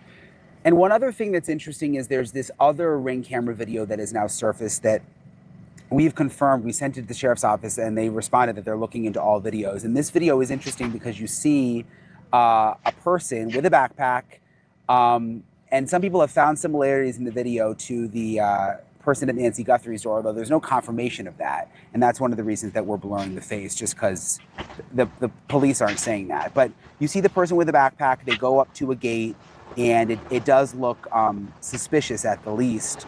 And again, we reached out to the sheriff's office asking if they are looking into this specific video. And this, I'm told, is from about anywhere from around 5 miles from Nancy Guthrie's house. And they just responded that they're looking into all videos. So it seems that they are looking into it. So I asked Bob Krieger about this, and I'm going to play for you now my full interview with him. He was a long-time Pima County Sheriff's deputy, and he also was on the SWAT team for a long time. So I asked him about all the latest developments. This is my conversation with Bob. Thank you for talking with me again. Sure.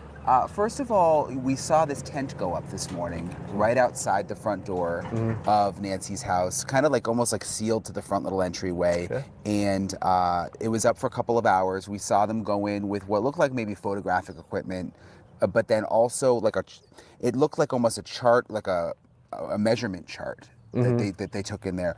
And then they took the tent down. What do you think is going on here? It's hard to say. I did not see the tent, so I'm not exactly sure. They could have been using it simply to block light for whatever they might have been doing. They might have been doing some sort of evidence collection as far as scientific goes, blood collection, things like that, looking for any type of biological samples. And the chart could have been, just seeing, simply testing something to see if it comes back positive as blood or some other type of, body fluid or something like that. Yeah, let me show you a picture because I have a picture. I was wondering with the chart if maybe they're going to try to get us a height to release. Maybe they can somehow use that to try to figure out how tall the suspect was. The door is right behind there, and that's what they put up there. Yeah, again, it would just be something.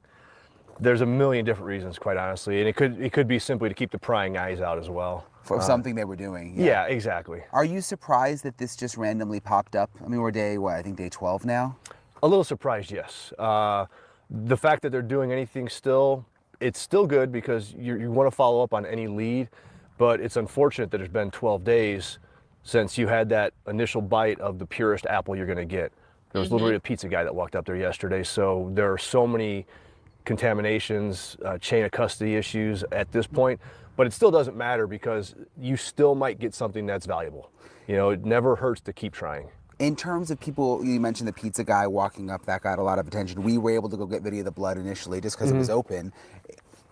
People are surprised that it wasn't sealed off just all this time. I mean, you worked at the sheriff's office for so long. Has that been an issue in the past? It's difficult because it's still a family's house. You get a search warrant and you can keep it for a reasonable amount of time, but we can't keep it forever. And at some point, you've exhausted all your investigative leads and tools that you're going to do at the scene. It's not uncommon to have to go back because maybe a day or 2 or 3 days later, you get some new information, some new evidence like, oh, we weren't even looking for something like that. You might have to apply for a new search warrant to get it amended because in your initial search warrant, that was out of the scope of your search. So there's a lot of different reasons why these things might pop up. Ideally, it would be done as soon as you have it, because again, that's when you're going to have your purest scene. But it's not completely uncommon to have to go back and do these things. Is it an issue when you go to court if it's been unsealed? Oh, absolutely. It just creates all kinds of questions. You know, why didn't you do it in the first place? And a lot of times there are very reasonable answers as to why you didn't do it in the first place. But is it going to create reasonable doubt? Potentially. And there's always going to be that question. You got to remember, nobody's perfect. Investigators aren't perfect, and things, you know, get missed. And more information of those 18,000 tips, maybe one of them said something that nobody had talked about before. And like, oh wow, I didn't even think about that. And they go back to the house and, you know, get that warrant again, because they are amending that warrant, I'm sure, because once we left, our ability to go in that house and search was done. You know, so we had to amend it, get a new search warrant to keep going back. And the same with the FBI. If they're working together, however they're doing that, there's a lot of back channel paperwork that's going on during this whole process. Something else new we learned from neighbors is that the detectives have been asking them if they have any video from January 11th in the evening, which is a very specific, and they gave a specific time. I think it was 9 to 11 p.m. around there. And that's weeks before Nancy you know, went missing, before any of this even started. What do you think that could mean? My guess would be that something happened in the neighborhood. Maybe a suspicious person was called in. Maybe a suspicious vehicle that nobody had seen before was called in. And they're just following up on any lead, any possibility. That person, that vehicle could have been nothing, but it could have been something. Even if the sheriff's department didn't have contact with it that night, because that's a common call. And if you get there and there's no criminal activity going on, you may not make contact, you may not even find it. But if someone called it in, it doesn't hurt to go back and see if there's some video, because then, again, you get that one little piece of information that you hadn't had in the first place, and you can start following up on that and just, you know, keep going, always trying to, you know, uncover as many rocks at this point as you can. What about the glove? I'm sure you saw they found a glove, and there's also some reports that it was a pair of gloves on the side of the road. It was right on the side of the road, which was interesting. And it was found 11 days after. I see you're kind of like smirking a little. Do you think it's unrelated, or you think it might be? What's your gut tell you? My gut tells me it's unrelated. It happened to come out the day it was found, the day the video was released, or the day after it was released. The timing. If it was found on Campbell, like I was told, it's a very well-traveled road, both some foot traffic, but a lot of traffic. It would stick out. People would have saw it. My guess is it wasn't there until the day it was found, but it could have been. And that being said, that's one of those rocks that you're not going to dismiss it, because it could be the smoking gun. And you want to follow up on it. But if I had to guess, it's probably not related. Yeah, and it's my understanding those black gloves are used for a lot of different things. I mean, people who work on houses use them, people who use chemicals, hairstylists use them, cooks use them. I have black gloves at my house for when I barbecue. Yeah. So there's just so many different uses. So, you know, there are a dime a dozen, but soon there are at least one set of black gloves out there that are related to this case. And also, you'd think that the suspect, I mean, that would be pretty stupid to just throw them out right along the road that close to Nancy's. I've seen dumber things criminals do. We see it all the time. You know, they panic a little bit. They think they're far enough away. Maybe he lives a good distance away, and you just toss them, say no one's going to think about this a mile from the scene. But that I've seen much stupider things done. So, you know, it's possible. Let me show you this video too. This is ring camera video from about 5 miles away, from a different. This is a different situation, obviously, but people are looking at it because it, you know, there's a guy with a backpack. Sure.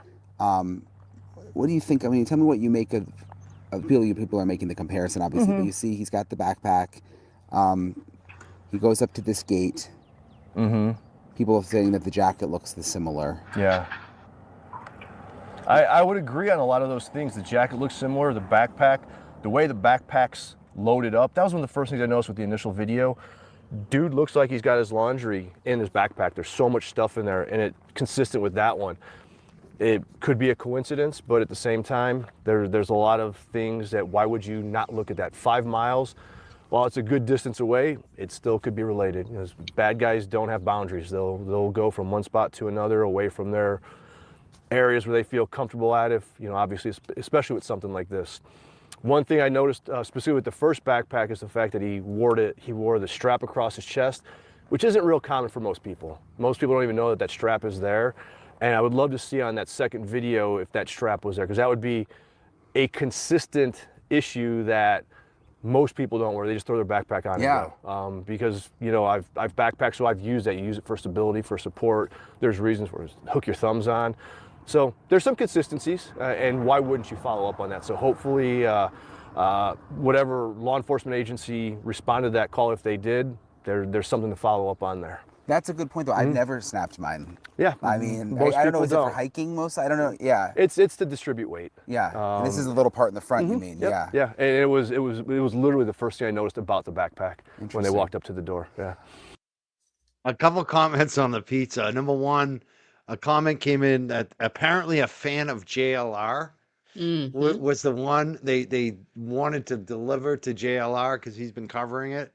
So that's funny because they blamed it on the media. It's not even the media, it's the people watching at home, which is funny. None of your business says everyone is worried about the crime scene being contaminated. Why isn't anyone worried about the pizza might get contaminated? I'm with you. I mean, the pizza is what's important to me. I'm hungry. I agree. I think that's a good point, none your business. And honestly, like, this is what happens. This is a remote area. It's very arid. There's what looks like, I mean, this is not even suburbs. This is rural, arid Tucson. So when you look at the geographic components of it, plus the fact that people have journeyed there to report on this, from mainstream media to independent reporters like Brian Enton, like and JLR, you know, people have needs. They need pizzas, or people are ordering pizzas for them. This is a magical concoction of problems for a future prosecution. It is.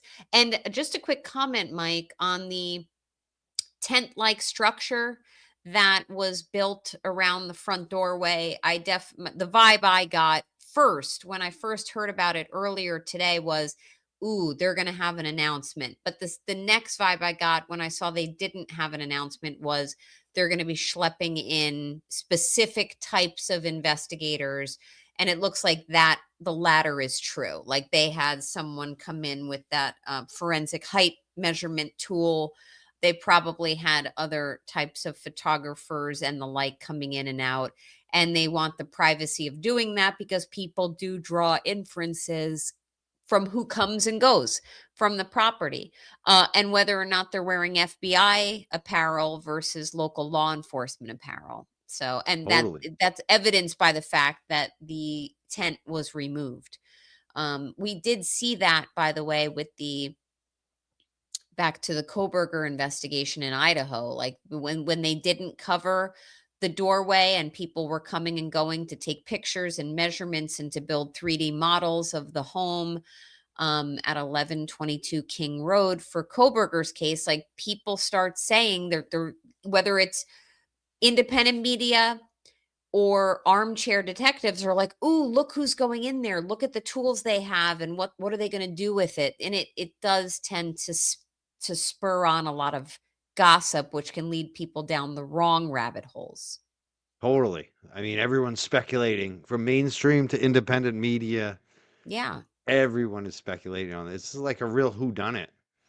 It is. The vibe I'm getting, and you know, I have spoken to Brian LTL about this as well. Like, I've watched his program, and I feel like this is an inside job. I'm not saying Me the too. Guthrie That's what I said family. from day one. I said it's either a family member or someone close to the family friend or someone that worked for them, you know, like a Yeah.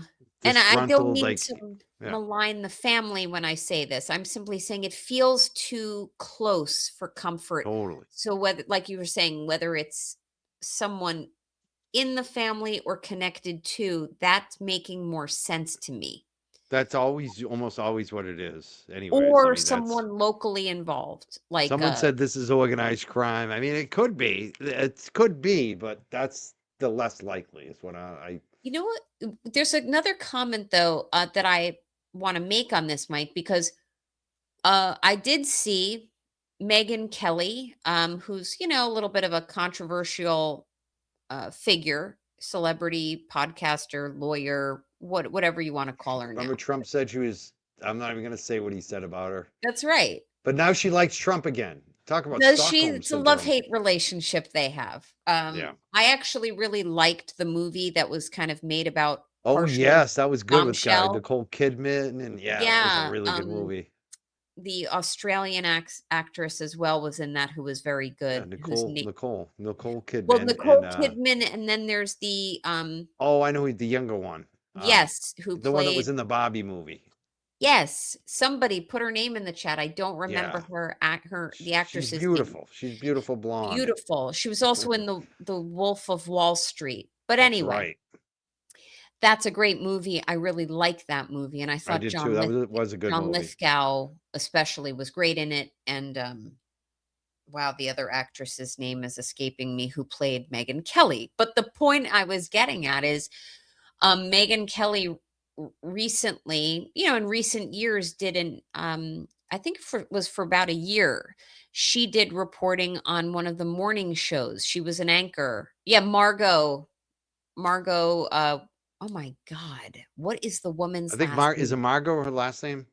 No, it's her first name. Now I I'll gotta look look it up because I'm having a senior moment. Margot Robbie. That's it. Beautiful and talented actress. She's in that. If anyone hasn't seen Bombshell, I highly recommend it. But Megyn Kelly was kind of talking about on her podcast recently that when she worked for about a year as a morning show anchor, and I forget, actually, I don't think I ever knew for what channel she did that. It was either NBC or CBS, one of those. She got hired by Probably. them. And Like she Good was Morning America type deal. She was saying that the morning shows in general put a lot of pressure on their anchors and their, quote, cast members to share a lot of personal details about their lives, to have homecomings, to go home for Thanksgiving, to show, family events or events at schools, or to bring in sisters and brothers and have fashion shows and reunions. And this kind of blurring of the line between who's the anchor and like where's the personal life begin and end. Yeah. That bugs me. And it was enough for Megyn Kelly, for what people think of her or not, to mention about. But I'm saying to myself, an interesting point she raises, because Savannah Guthrie went, quote, home for Thanksgiving in November of 2025. And sure enough, her channel aired some footage of that. They made content out of it, like Oh, Savannah totally. goes. I mean, that's with Regis and Kathy Lee, and I mean, they've always done that. It's kind of, yeah, you're right. You're I right. feel like, and I'm not trying to steal Megyn Kelly's concept, but just to comment on it, I feel like bringing that line and blurring it between what's professional, what's personal, and letting millions and millions of viewers see, oh, this is your mom? Great. Oh, she lives in Tucson? Tucson's near Mexico. Well, they start connecting dots. And if there was anyone who maybe has an obsession with A Savannah fan, an Guthrie, obsessed fan. That was the other thing I was thinking. It could totally be an obsessed fan, somebody like right? that. That's like, And but it's funny because we have this also on YouTube. Be like, how much do you share your life? You know what I mean? Because I've seen it in real life. I'm simply saying I've seen the real life effects of that. yeah, So people need to be forewarned that, and news outfits and stations on mainstream, they need to be forewarned that sometimes lines can be crossed and you don't intend it. What the stations are trying to do is draw people in. They want to make it feel like you're sitting with them in you're your part of living the room. family. But So yeah. I it's think just the an big thing avenue is that these, to give law enforcement a little bit of credit, because I know I've been dumping on them a little bit. Like, they're also, hopefully pursuing that, because not every family can say they have a prominent public figure in the family. So I'm sure there's a hyper focus on the Savannah Guthrie piece of this investigation. I know I would, if I were a defense attorney for the ultimate suspect, I would say, well, It's not my client. Have you looked at this? Look, it's Savannah Guthrie. No matter what anyone says, she is a celebrity. She's on So national television every day. Come on, morning show, of course. And I agree with you. You know, yeah. it's especially now too. Like I talked to some police. I talked to a police officer recently in my own town recently, and he said we've never had so many mental health calls. Mm-hmm. That it wasn't like this 20 years ago. People have lost their marbles out there. It's basically what he's saying. Even in a rich town like ours, Mm-hmm. where you think people are pretty well off here, and people have lost their shit, and it's very common actually. I think Wild. social media plays into it. Yep. And Well, AI. People are losing their mind mhm. on AI. They're talking to the AI, AI. It's AI, wild. social media, Yep. gaslighting, also just the lack of real social connection, like Oh, human to human social connection. So then people start to think, they've got these real life relationships with someone on TV. And it's like, but they don't, because I'm using Savannah as the Savannah theory as just an example here. There are people out there who probably like Savannah Guthrie. They've never met her, but they feel they know her because she sits in their living room or on their tablet or their phone. So, this isolation of people, this population of people who are attached to their electronics and their technology and their apps and social media. And then they, throw in, like I was saying before, which isn't my concept, it came from Megyn Kelly as I heard it. You throw in this kind of push to blur the line and have it be family. That's part of the content on morning shows that air nationally. totally. People can get lit up on this, and not the right kind of people. So it is a full-throated type of investigation. I was actually happily surprised that there was video from the front door. Like, that to me really drills down on this and makes it a little bit more concrete. And as far as the gloves are concerned, I don't know. I Yeah, I don't don't know. trust the gloves. I think the best No. thing about the video is it confirmed this is an actual kidnapping. Yeah. This was something somebody did come in the house. She didn't wander off. Something's going on here. I think that was the best thing about the video so far. Um, Right. there's a few more minutes of this video with Brian Yeah. interview. It's like 10 more minutes or so. I'm going to continue to play it. I don't know if you need to leave because we're over. We've been here a while. I'm going to continue on no matter what. But if you do have to go, we've been going for 2 hours and 22 minutes. You can, Yeah. I totally can. fine if you need to move on Well, tonight. let me say this to your chat. I'm probably going to pop off, but this is such important content. And Mike, I could talk to you all night, I love it. but I will bid you adieu. I've talked at length. I've given your audience my views, but I'm happy to come back anytime, and I'll be keeping tabs on Guthrie, on Epstein, and certainly the Karen Reed case, Kelsey Fitzsimmons, all of these pending matters. So it was great being a young jerk for A the young evening, jerk tonight. an honorary jerk. Yes, we it's awesome to have you here always, and looking forward to having you back again. And I don't think maybe they're gonna clip it. Do you think they're gonna clip anything tonight? We were talking some shit in the beginning, but it was diet shit. So there's Yeah. nothing really significant, Mike, other They're than not talking about us on Twitter right now. They're not all. I Yeah, did take a perusal. It's so funny. I block so many people now. I me can't too. see if they're talking shit Yeah, unless they tag me. they don't However, exist. I'm sure somebody out there will be saying how pathetic it was that you asked me on your show, how horrible my appearance was physically. And then I have to simply say, F you, That's because right. the young jerks rocks.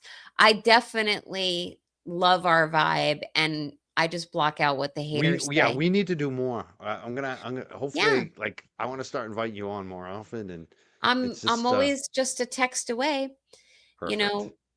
whatever works for you. Happy to come back. So I hope Awesome. all of you have a great evening, and I will talk to you soon. You too. Thank you so much for being here, Nan. Lothario attorney Nan Gallagher. Big round of applause. Thank you. And you pushed our numbers up tonight. If anyone's new here, yeah, you did. You did good numbers. I want to thank you for that too. Because we need it. I'm starving. I need a Cliff Bar. I can't afford it anymore. I need a Cliff Bar. Pick your vices, as JFK says. And for also, by the way, I would encourage your chat. Like, make sure you share all of the Young Jerks. Subscribe. That's a big thing. 'Cause always like half the people watching aren't subscribed. So please subscribe tonight if you haven't. Doesn't cost anything, and it supports creators, certainly who I like to listen to. So if anyone needs me, I can be found on X, Lothario. Yes, at Lothario. I want to thank you so much for being here, and we'll catch you soon again back on the Young Jerks. I'm looking forward to it. Good night. Bye, guys. Bye now. Lothario is out. I'm going to continue to play this video a little bit. I'm also going to go grab a sandwich I have upstairs, a Reuben. You're probably going to see me chowing down. I'll turn off the mic when I'm eating. But I'm going to play a little more of this tonight. Let me, can I turn off the camera so you don't... I don't want to have you see me stand up right now.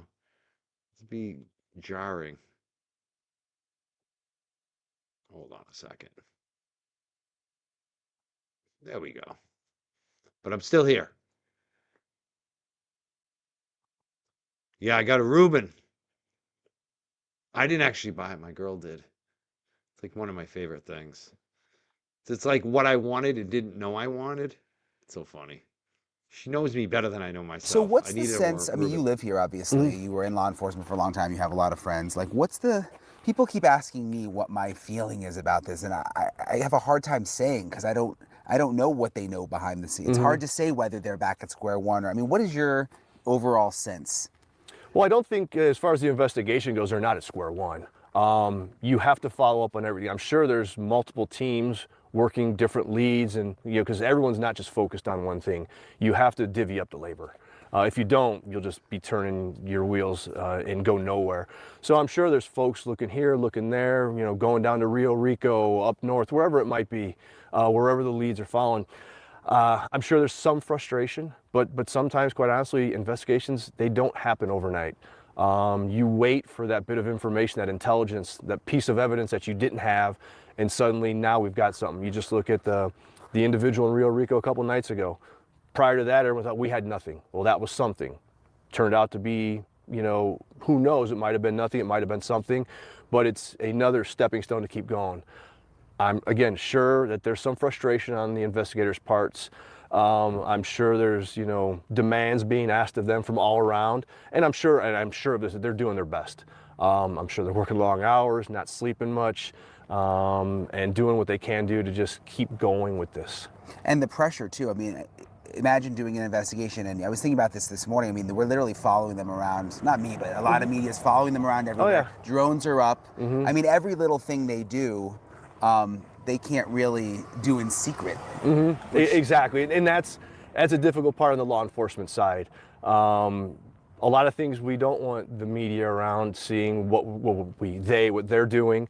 And again, everyone has the right to do that, but having that extra burden and trying to, do your job efficiently and effectively, it's tough sometimes.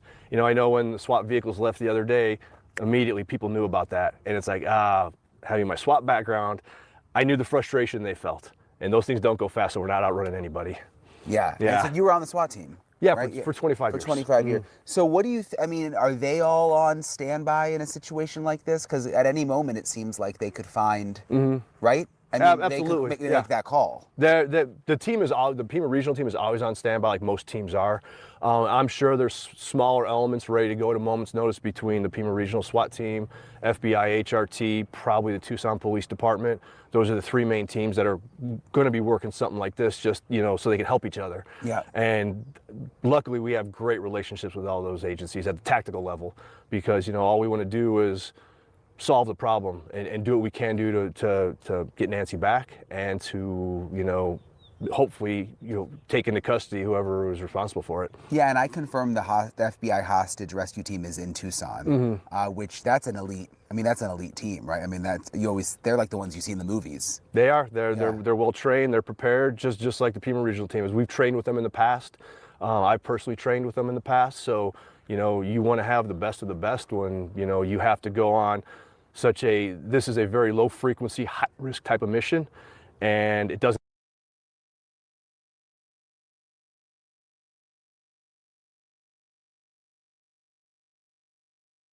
On here. Breaking news today. A couple new tweets came out from Brian. Hopefully I don't have the rube in my teeth here. I do. Number one, the Pima County Sheriff is blocking FBI access to key evidence in the investigation into Nancy Guthrie, according to Reuters. If that's true, that's like ridiculous. This guy needs to go. If that turns out to be true, this guy needs to lose his job. He hasn't had a press conference in how many days? And now if he's blocking evidence to the FBI, what's going on here? What is going on?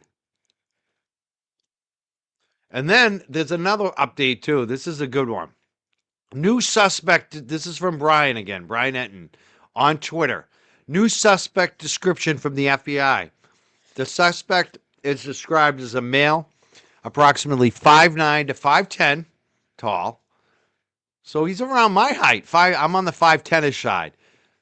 With an average build. In the video, he is wearing a black 25-liter Ozark Trail Hiker pack backpack. So if you know anyone with a Ozark Trail Hiker pack backpack, and the reward is now up to $100,000. The FBI raised it to $100,000. Wow. All right. This is interesting. Doesn't happen a lot. It really doesn't. It's not common, and so if there is some type of tactical resolution that has to come from it, you want the best of the best out there. And so luckily, we're in a location right now where there's a lot of good teams and a lot of good, capable operators. Do you have any sense if the FBI is more in charge now, or if the sheriff still is? That I don't know. Do you have any, just from what you've seen, is there any, I don't really know what to look for. I mean, does it feel like, because a lot of people have been not that, just nationally, a lot of the people don't seem that confident in the sheriff at this point. I can understand some of that. What I can say about the Sheriff's Department investigators, they're top notch. They're hard workers. We've had calls similar to this in the past. Experience levels vary for various reasons. And, I don't know who the primary investigators are, but I do know that they're going to do their best. But I also can understand some of the frustration locally and nationally with maybe how it was handled initially. So going back to the initial question, who's running it? That I don't know. When you were at the office, were they at a higher level reluctant to call the FBI in ever right away? There were not a lot of cases where the FBI got involved with. I was honestly a little surprised, like on the surface, when I heard that they were now getting involved. We've had kidnappings in the past where the FBI never got involved, but we've also worked with them locally on different types of calls. Like the high profile of this, the nation, probably the worldwide eyes on it, it makes sense why they're here, and I would be happy to have them. Anyone who wouldn't, it's ridiculous. I would want to work hand in hand with them, share as much information as I could, because they have access to things that we don't, databases, information. And if this sheriff is withholding info from them, he's an idiot. And this former colleague of him has basically just said that out loud, right? Unbelievable. This Reuben is so good. This is from a Jewish deli locally. Oh my God. You don't even know. I've only ate half of it, but I'm going to stop because you saw what I did with that. I was just like, it was so good. I'm going to save the rest of it for after the show here. Just like they don't know how things work locally.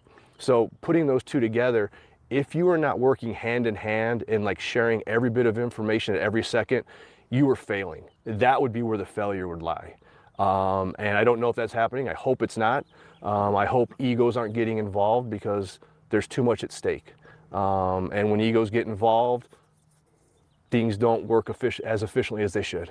Well, and even the video coming off of the Google Nest Cam when there was no subscription, that would have never happened without the FBI. I mean, that was a relationship that they had with exactly. people. I would guess, normal investigator, oh, you don't have a camera, you don't have access, you try and look at their DVR, however they're storing it locally, and if you can't get like, okay, cool, maybe some analysts that we work with, because we have some great analysts in the Tucson area, and they do, when I say amazing things with electronic evidence, cell phone exploitation, just recovery of that data. One of my previous assignments was at the HIDTA task force, and the folks over there and the folks that we started building it within the sheriff's department, they have solved so many cases for the investigators based on that. So would they have gotten to it? I would hope so, but I'm not gonna lie, I'm sure the FBI had a lot to do with that and with the resources that they have. What's that task force you said? It's a HIDTA task force. What does that mean? It's a high intensity drug trafficking task force in southern Arizona. Part of it is the Sheriff's Department, the Tucson Police Department, local agencies, all working in conjunction on some of the drug problems down here. That's what the main focus is. But it expands. We worked on violent crimes. There was a violent crime. There was an overdose death squad that I was a deputy commander of. There's, they work UC, they work interdiction, parcel interdiction. So they just do a ton of stuff, and it's just a lot of resources under the same roof. And when you have that and you have all of the resources reaching out to their individual resources and bringing it under one roof, that's where you get success, especially on the investigative side. Anything else I left out you think that you thought about in the last day or so?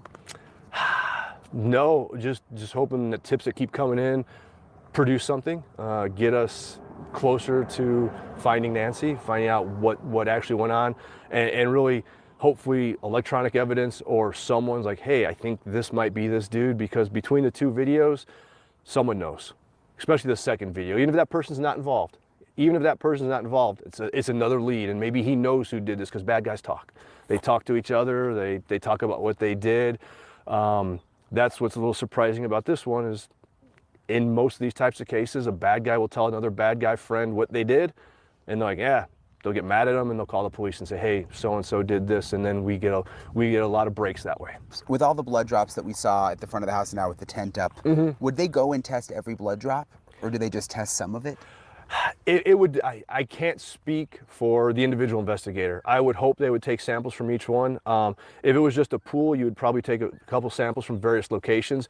If there were a series of individual drops and they were separated, I would hope that they did each individually, because like you said, it could be yours, it could be mine, it could be someone else, it could be the dog's. So let's rule out, I don't care how much extra work it is, that's what we get paid for. That's what the officers and the investigators get paid for, to take the time and to do it right. I really appreciate Bob for talking with me and taking the time. It's been great meeting a lot of the locals here in law enforcement and people who have retired. All right, Brian, I want to thank Brian. Brian's been doing great work here, Brian Enton. I want to thank BB, who just gave us a super chat tonight. He's a strong guy. He's a strong, great. Here it is. Mass is corrupt. Great show, Mike. BB Egan, who is kind of notorious on X on Twitter now. He's pretty strong in his feelings and his belief. And I'm glad you're on my side, BB Egan. I wouldn't ever want you against me, because you're fierce, dude. I love it. I appreciate you. Oh, I want to thank Sarah and Shock and Horror. She's here tonight. She showed up. She was out. Were you out with the girls tonight? Were you having some fun with your single friends? Hope you enjoyed yourself. I want to thank all of our mods tonight who have been in the chat tonight. We got a great crew. All women, and then Joe Biffle. Inappropriate Joe Biffle. No UFO jokes tonight, Joe. Are you gone? Or are you still here? I'm going to switch over. I want to watch this guy. What's his name? JLR.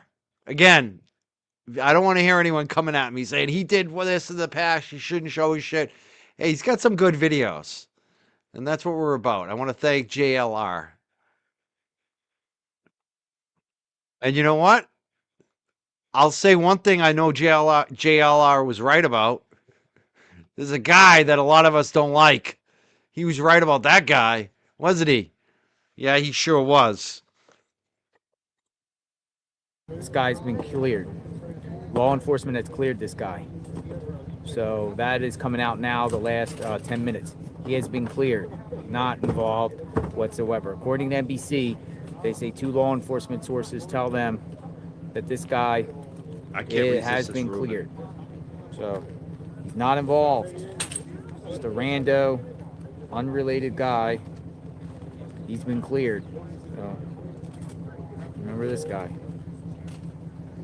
He's been cleared. Cleared. Now, I just want to say, if this is your first time here, if your first time watching me, I normally do not eat or smoke on camera, ever. You almost never see me eating on camera. There's maybe once where I had like a Nutty Buddy. I had an ice cream going. But this Reuben is so good, and I'm so hungry. But I don't want to stop streaming tonight. I want to continue to watch it. I'm eating and streaming. I usually don't do this. I hope it doesn't kind of gross some of you out. I don't always do this. Please subscribe anyways. All right, I'm going to play a little more. I'm going to eat. I can't help it. I said I was going to save this Reuben for later. This Reuben, you don't even know how good it is. Oh, my God. Probably came out about 10 minutes ago. Cleared. Cleared. Not involved. He has been cleared. Cleared. So move on from him. That was quick. You know why he's probably been cleared? Because the FBI probably knows who did this or who's involved in this wackadoodle here.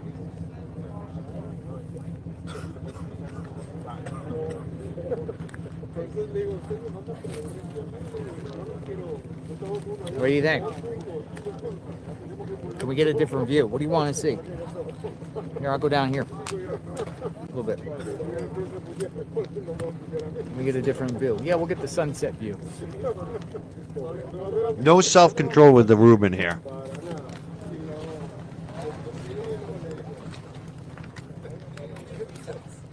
Go down here.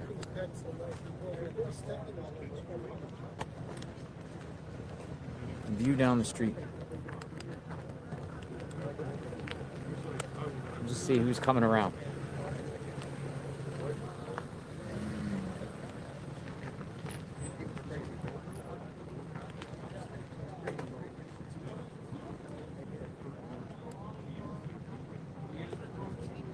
And keep this here for a minute.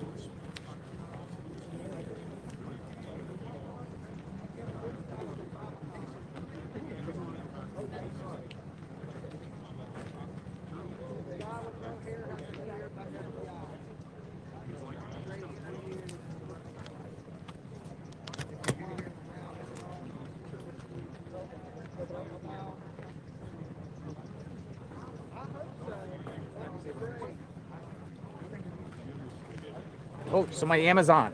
Amazon's on the property. Amazon. It's walking on the property. Amazon is on the crime scene property. Holy smokes. Can you believe this is still going on? This is tonight. This is today. Just a little while ago. This shit is still going on. They just let you walk on. Who was it for, Nancy? That's what it said. It said for Nancy. Thank you. Somebody delivered Nancy. Holy shit. Can you imagine that?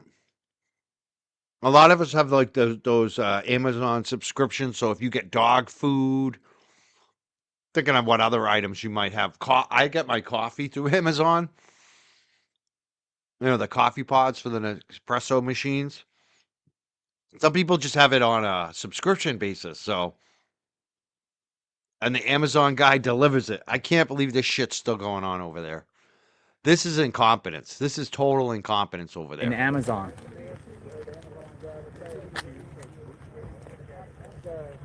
There you go.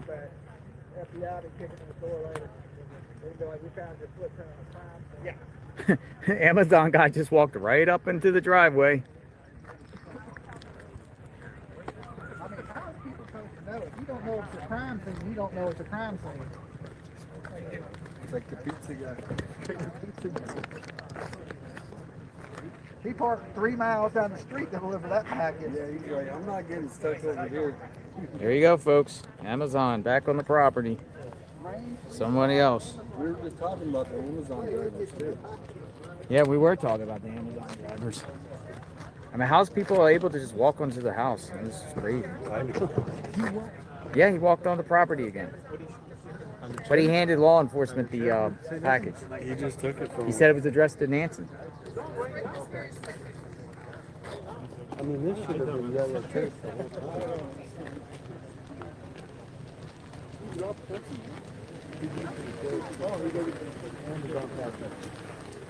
All right. I also have the link pinned to the chat. If anyone wants to call in tonight on StreamYard, you don't have to show your face. You can always just do voice only, or you can show your face, whatever you want to do. If anyone wants to StreamYard in tonight, make a comment on any of the stuff we've talked about, from Karen Reed to what's going on in Washington, D.C. with Pam Bondi and this Epstein thing, or any of this out in Tucson, Arizona with the Guthrie disappearance. Anyone wants to call in, I'm taking your calls tonight.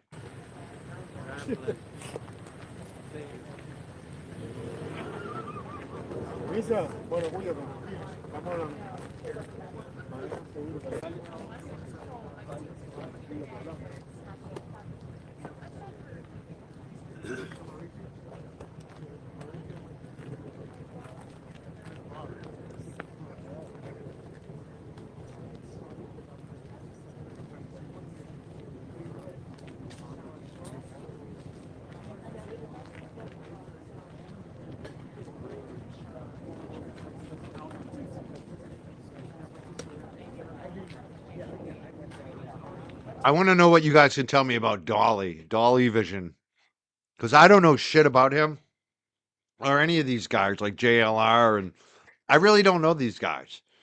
The only thing I've seen on Dolly Vision is the shit that he did with Galera, which was fucking hilarious. He was funny as hell. What is Dolly Vision's story? I know he was anti-Karen Reed, which I didn't like, but I liked what he did with the Galera. It was hilarious. So I want to know what's up with Dolly Vision. What is he about? I guess he's there. I know but beyond that, I mean, I think he just believed Karen was guilty because he didn't like the Galera. You know what I mean? He didn't like to see the Galera make money. But beyond that, I want to know, like, what's his story? What does he cover? Because he seemed funny, actually. That's crazy, isn't it? I'm surprised they didn't just keep the yellow tape up. What would have been so bad if they just kept it up? You know what I mean? For some reason.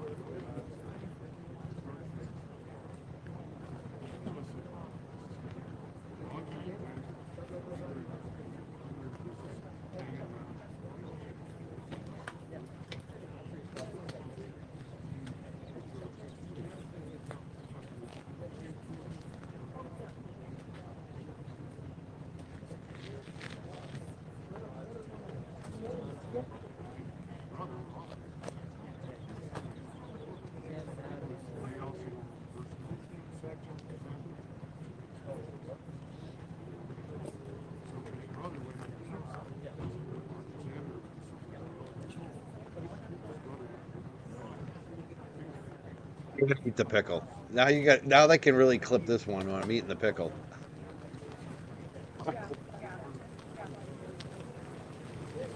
Amazon. Oh, another sheriff arrived. Another sheriff just arrived. How is people able to walk onto the property still?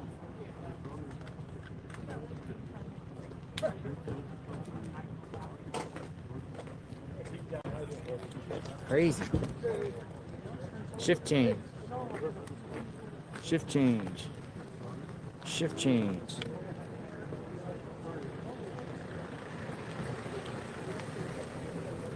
Let's see the shift change. Probably shift change.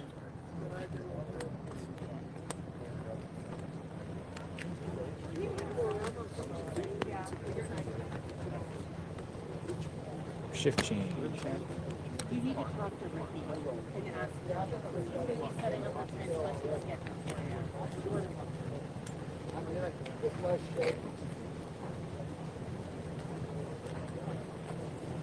What's wild is how much press and media is there. It's an amazing amount of press and media.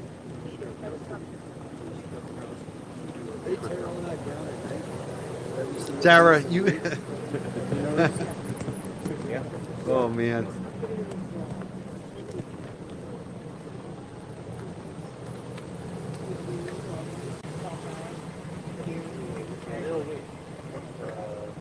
We have this thing in the Crawford family. I think it starts with my grandfather, who's no longer with us, because he was a funny man, and a lot of times it was unintentional funny, and he just laugh along with it. It's just fucking hilarious. And I'm definitely, I have some of that in me, and you notice it. You point it out all the time, and we never stop laughing about it. So, yes. I mean, I'm literally eating a pickle on the show. So I mean, especially with all the pickle talk, there's a guy who likes to talk about pickles a lot. He's in a pickle a lot. All these guys, they're all in a pickle.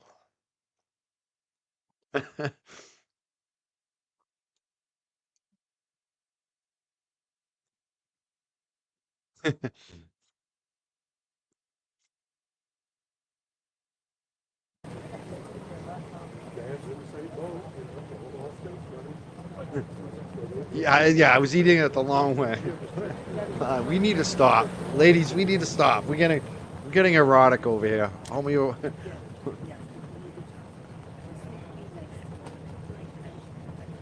Don't talk dirty to me over there. Nania said that I wasn't wearing pants. That's why I want to get out. Sheriff here. Another one. Sheriff deputy. I'll tell you the real truth, Nanya. I don't know if my pants. I work for a living. I don't know if people know that, but I actually go out there, and I work in the woods, in the mud, in the snow, and my pants might not be clean.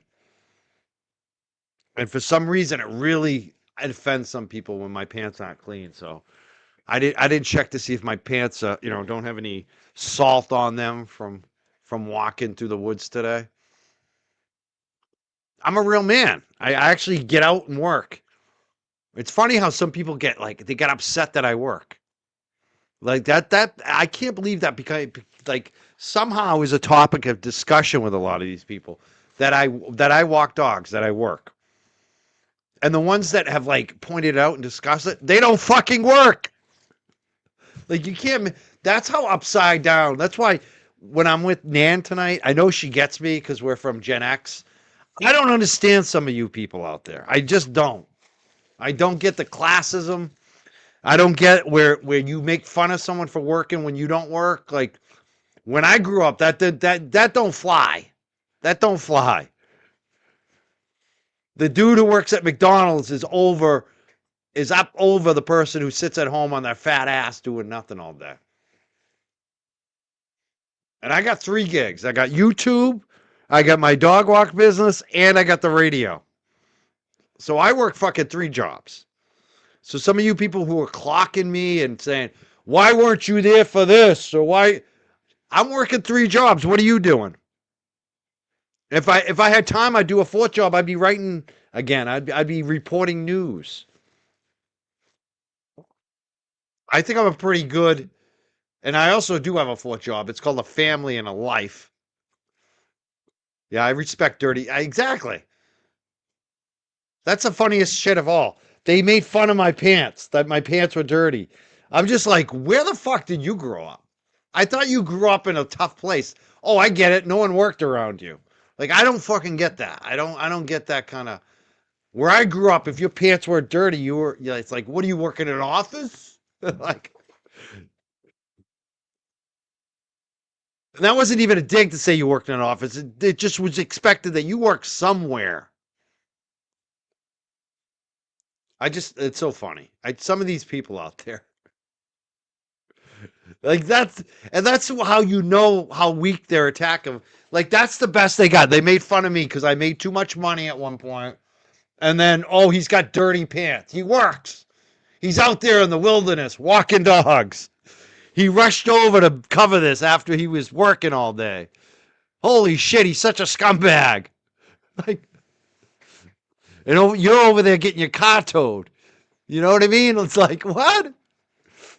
You can't pay your bills and you're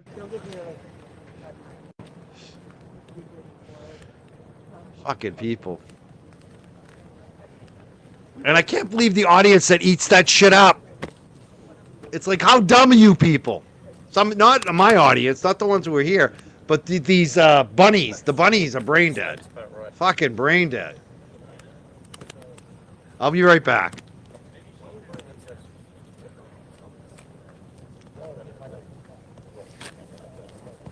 Crazy Amazon guy was allowed to go. I mean, he just walked up there like he was like, oh, nothing's going on. I mean, in fairness to the deputy, he jumped out of his truck. Yeah, he jumped out pretty quick on that one.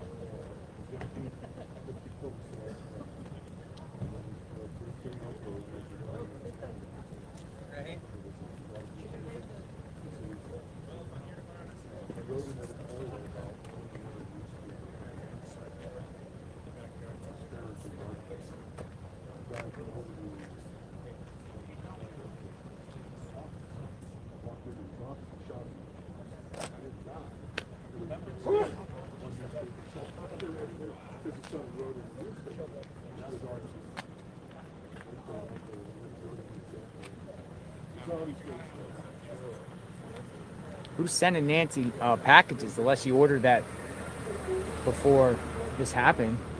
He said it was for her. Yeah. Unless somebody ordered it for her. Amazon's pretty quick, so somebody sent that. Yeah. You know, it doesn't take 12 days to get a package. Yeah, they come quick, don't they? Unless it comes from overseas, sometimes it takes a while. But somebody could have ordered something too. It could have been. That could be a next clue that just came in. It could be a clue. It could be somebody sending a note. That's what I'm saying. Like a kid. I mean, the officer needs to hand that over to at least see what it is. Yeah. Who's ordering stuff for Nancy? You would think he would be on the phone with that. 2-day Prime delivery, Fred Johnson says. Two-day Prime. No, seriously, they have no way to communicate with the kidnapper. Maybe they send a way to... That's why, I mean, I think he should be calling on that right away. He should be calling that in. I would. Have the FBI look at it. Why not? I would. Absolutely. Could be the perp. Well, who would order it? Somebody ordered something to this house. Unless it was a subscription. Which makes sense, because today it's coming up. The 15th is coming up. The first just passed. Yeah. So it could be a weekly, monthly subscription.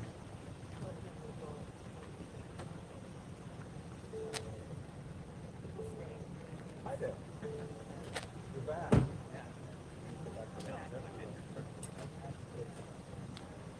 That's Pat Harris right there from Pat Harris? K-Gun 9. K-Gun 9, huh? Pat from K-Gun 9. All right, so the sun is starting to go down in the next, I don't know, but there's clouds in the background, so it's going down, but it's going to be cool here for the next few days. It's going to probably be rainy tomorrow, so I'll have to report from the car.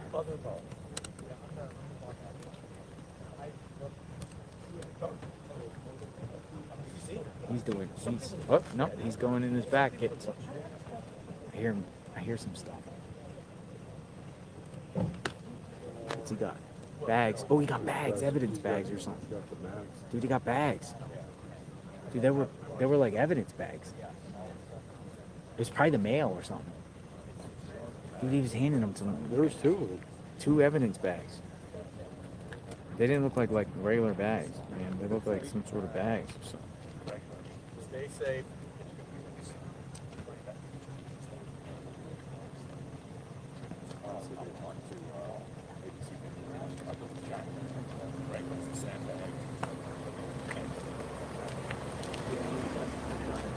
Yeah.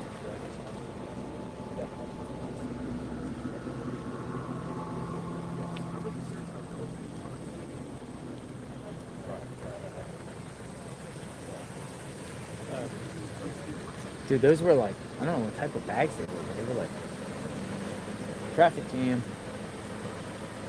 Got a traffic jam. Oh, wow. A little traffic jam out here. Cars can't get by. Major traffic jam outside Nancy. Oh, he's backing up. Oh, he's backing up. Uh-oh, uh-oh. Oh, shoot. Uh-oh. That guy's moving forward. Dude, he almost hit him. Look at this. It's crazy. Traffic jam.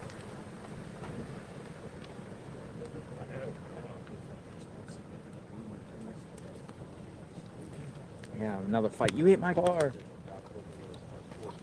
I'm sure we're going to see something else crazy here soon. Hopefully it's not involving me. I'm not looking for trouble. It's not your document.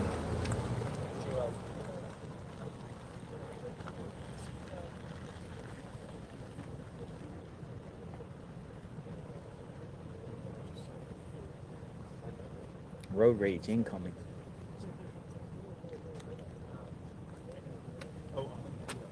No, I'm telling you, and these type of things, after a while, some people come out in the woodwork, some wackadoodles come around, come to the scene, start making a scene or doing something or saying something. I've seen it all the time.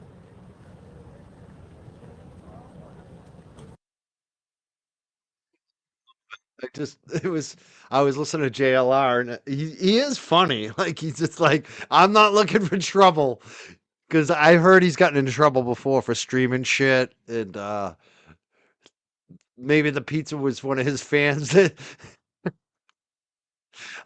one thing I didn't like about JLR, honestly, a couple things is, number one, I heard he sued so many people. Like, what the hell? Why are you suing everyone? I don't like lawsuits. I don't like them. I've never sued anybody. All the shit that's been done to me, I've never sued anyone. I never complain about anyone. I just don't. Again, I'm old school. Where I come from, you don't bring law enforcement into shit. I don't know. I'm a different breed. I'm a different breed. We handle it ourselves. You know what I mean? But and I didn't like the way he yelled at Karen Reed. I didn't like that. But I think I know why. I think it's because of the flailer. Like, when you have some of these supporters for Karen who are just pieces of crap, it's gonna draw people that don't like Karen. So I don't know. I think he's kind of funny, and I'm glad he's out there. I'm glad he's filming this shit. He just showed you all the traffic jams, all the law enforcement and media that are there. It's unbelievable how many people are there. A lot of people.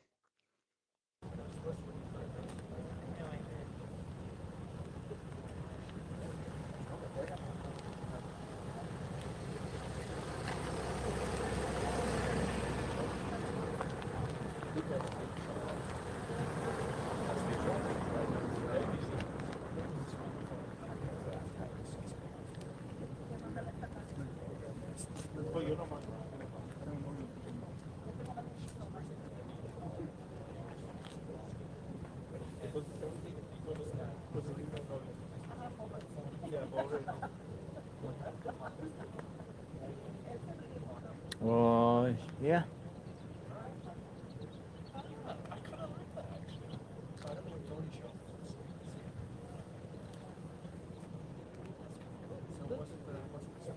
Nicole, appreciate it.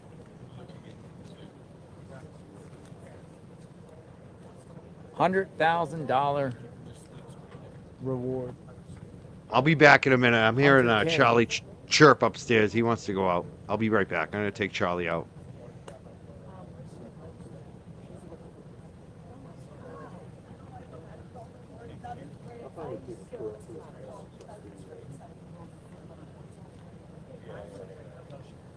Okay.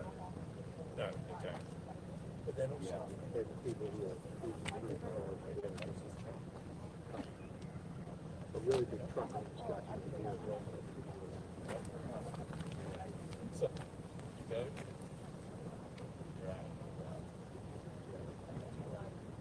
I was really close.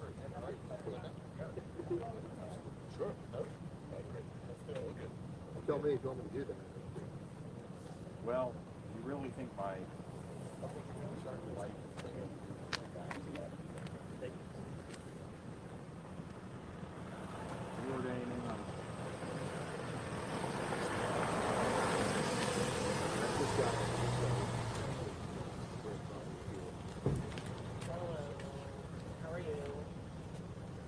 Hello, is anybody talking at all?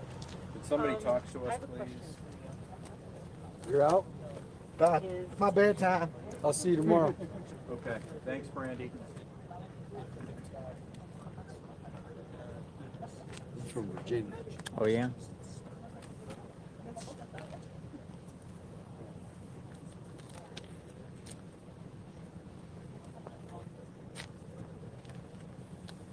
All Are right. you in Sheriff Judd's neighborhood? Grady Judd? Yeah. Next county over. Okay. He gives the People are best saying press if he conference. was- He Yeah, gives the he best does. press conferences of any law enforcement. People are saying Grady if he Judd. was here, it Oh, would be Grady solved. Judd it would It be would've solved been- already, right? The gun was in his belt like See, I got Charlie here. He's going crazy because he knows I was eating the Reuben down here. He's looking for any scraps, anything that falls on the ground. He's going crazy. He was scratching at the door. I took him out real quick, and then he wanted to come in here. Look, look at him. He's a madman. Can you see him? All right. I'm gonna let him down. All right, I'll be right back. I'm gonna bring him back upstairs because he'll go crazy down here. He's insane. All right, I'll be back in a minute. If Grady Judd was here. Balzer, they're not seeing anything. It says it's black and no audio. Sheriff Nanos, this is coming from Michael Ruiz, Fox News. Sheriff Nanos sent a glove recovered from inside the home. Inside the home. Sheriff Nanos sent a glove from inside the home to a private lab in Florida rather than the FBI's lab in Virginia, according to the source. Yep. The feds will likely need to retest themselves. Oh.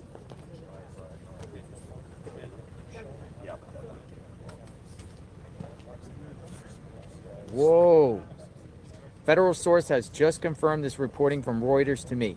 Exclusive. Arizona Sheriff blocks FBI from key evidence in Guthrie case. U.S. law enforcement says. Whoa. Uh-oh. What is Nanos doing? Oh, man. Fox News is reporting Arizona Sheriff blocks FBI from key evidence in Guthrie case.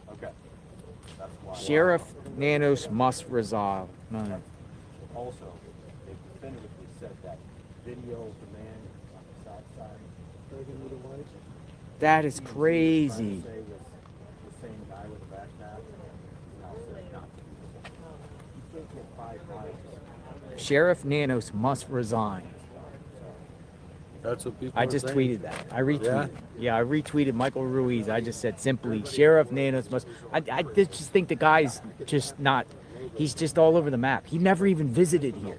Hey, we've been dealing with His it press for a while. conferences. Oh, yeah. He's at the thing. He blocked the feds from coming. Like he didn't want to like cooperate at the There beginning. should be yellow tape up here. Yellow Not tape, one- the not crime one scene. They're piece still of man delivering and- Amazon things. I mean, these deputies are nice. It's not an indictment against the deputies or the department. No, but they I'm should talking about block the this- head guy that runs the department. Can he get recalled? Can he get fired? Can he resign? Like, I'm not buying Nanos. He won by He's been speaking all 480 types of votes. crazy stuff at these press conferences all over the map and Yeah. discrepancies and. That's just my opinion. You all have yours. I'm not confident at all in Sheriff Nanos. We were just talking about Grady Judd. Nanos, get it together. Come on, Nanos. Now you're blocking the feds from reviewing key evidence. Why? Sending it to a different location than the FBI. I mean, that would be. Sheriff Nanos sent a glove recovered from inside the home to a private lab in Florida rather than the FBI's lab in Virginia. Then we have a nice little. The feds will likely need to retest themselves. It's wasting time. Nanos recovered something, didn't even give it to the FBI, and took it to some private lab. Dude, that's crazy. What is Nanos doing? Well, you know, I think as the panel to do more socialism,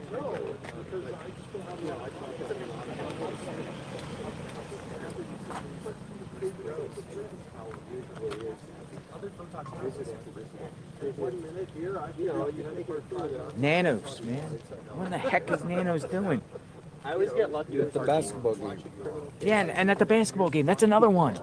That's another one. Forgot about that one. There's so many, I forget them all. He's sitting there at a basketball game while Savannah's pleading to the kidnappers. Nanos is hanging out at a basketball game, eating peanuts and popcorn and Cracker Jack. I don't know what he was eating, but he's sitting there at a basketball game. Well, and he said he in was the on middle the of phone. a big case. He was on the phone. That's what he said the whole game. But how can you be at on the phone at a basketball game? Crazy. Nanos. Popcorn and Cracker Jacks. So different from the apparent glove that Nanos. And that's another thing, too, because there's gloves that were found on the road, but then you're talking about a glove inside the home that was found? He's not cooperating with the FBI now? This is the statement he issued today. No. Where he said he no questions, no interviews. Yep. Well, stop it right there. I want to share something that just came out recently from the feds that Pima County Nanos shared on their Facebook page. There it is. It's basically a picture of the backpack. This is the Ozark Trail backpack. This is what it looks like that the person at the door was wearing. You can see it, right? Do I have that up on the screen? Let me look. Yeah. So you can see that's the backpack.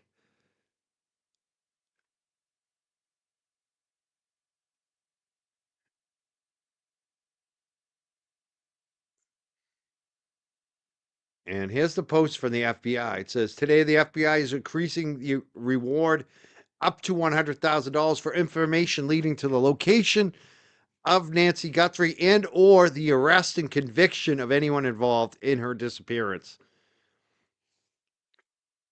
And we'll skip to right here. The suspect is described as a male, approximately 5'9" to 5'10", and that's obviously what they were doing in that tent today. With an average build, they were measuring. With an average build, in the video, he is wearing a black 25-liter Ozark Trail hiker pack backpack. They say they got 13,000 tips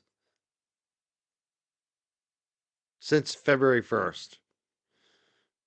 And you can, if you have any information, call 1-800-CALL-FBI or send it to tips-fbi.gov. Any tips, any information to the FBI on this?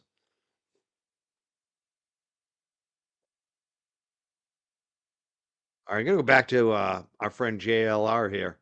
Call him my friend. I just think he's funny. I do think he's funny.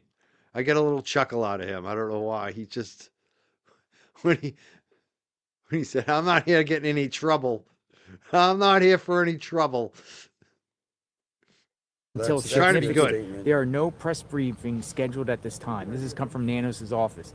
Sheriff Nanos is not conducting one-on-one interviews. Should a significant development occur, a press conference will be called, and media will be notified via email and our Pima County Sheriff account. No questions, no interview.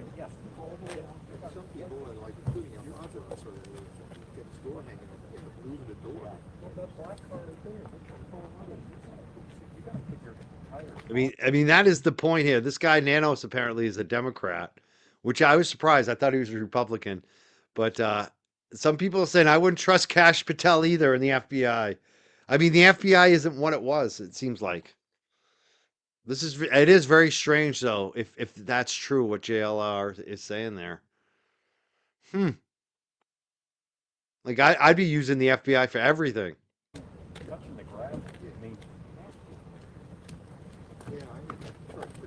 Dude, that's crazy. Sheriff Nanos must resign. Hashtag it. Sheriff Nanos. Nanos got to go. What's a good rhyme? Well, Nanos. wait, What's this? wait, What's she's this? getting Don't on go there. on the property, lady. What in the heck is going on? What the heck is going on here? Very handsome dog. She was ready to go on the property. She was ready to go. Hey, like she's like, is Nancy like, whoa? Oh man, yeah, with nobody around. Well, he came over. Look, this quick. sheriff's like, what? Take that mail in. Take the Amazon package. He waved. The sheriff waved. Yeah, hey. Deputy. Keeping the peace since 1865. Pima County Sheriff. Keeping the peace. Peace on the streets. 15 away. That's crazy. Same thing. I'll get into VO and then bring Craig in. Dude, say no, nano. No, nano. no, nano. Adios, nanos. Adios, nanos. How about adios, nanos? You say nanos is bananas. Nanos is bananas. Cartel nanos. All right, keep them coming, folks. Come on. Let's go. What do we have to say about nanos? I mean, some people might support him. I don't know. I think this is just a mess on his part. Adios, nanos. Nano. Oh, hey, ho, ho. Nanos has got to go. Hey, hey. Go. Ho, ho. Mr. Nanos has got to go. Nanos got to go. Hey. Ho, ho. Nanos got to go. Nanos. Nanos. No, nano. Bonamos, nanos. Bananas, nanos. No nanos. Oh, man. Yeah, this has been a significant movement in the investigation, I would say. It's been a busy morning here earlier today as investigators came back to Nancy Guthrie's home and did more investigatory work.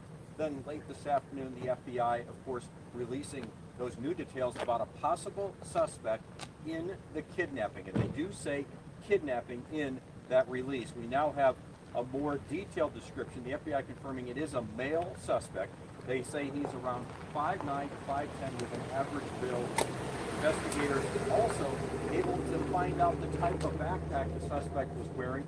They believe it's a 25-liter Ozark Trail hiker pack seen in the recovered doorbell camera video. The Post says the FBI has doubled the reward money to $100,000. They say they have collected over 1,300 tips from the public since February 1st, and anyone with information is, of course, asked to call 1-800-CALL-FBI. Let's bring in Craig Smith right now. Well, it has been a very unusual case from the start. To see them act again and again and again, and then this morning, same thing. Really, I mean, I'm tapping into a lot of years covering criminal cases and then covering how they play out in the courts. And I really don't remember a case like this where they've come back to this site again and again and again and again. Now, you've got two different agencies involved, Sheriff Department and FBI, so sometimes they'll want to do their own work. But this is really very odd, and we've got something to show you right now that shows you how the days played out. Trying to find more video.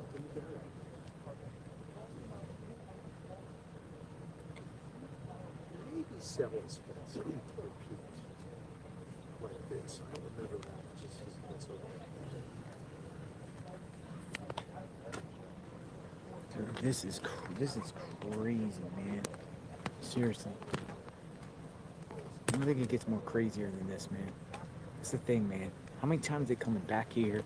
It looks like what happened is, at the beginning stages, no cooperation between Pima County and the feds, and Pima County just failed to do so many things. Now the feds have to play cleanup. That's what it seems like. Savannah called Mark Kelly to start. Yeah, Mark Kelly's like friends with Nanos. I mean, you imagine your mom and you would, and then Mark Kelly probably called Nanos. And then, as you see, Mark Kelly went over to Nanos' office. So they're buddy. Coco Bananos. Bananos. Go bananas. Go bananas. Oh And no, this is one of those Nanos. times where you have to look at the things that are in routine daily Oh, there life, you go. put Get them in that. a different context, and figure out if they fit what investigators need to see. We've talked about this Ozark Trail backpack. That's a very I'm gonna widely look used flag, brand. It's flag a right there, see Walmart what house that brand. is. There's a lot of those out there, but that's a piece that you have to fit in to something else.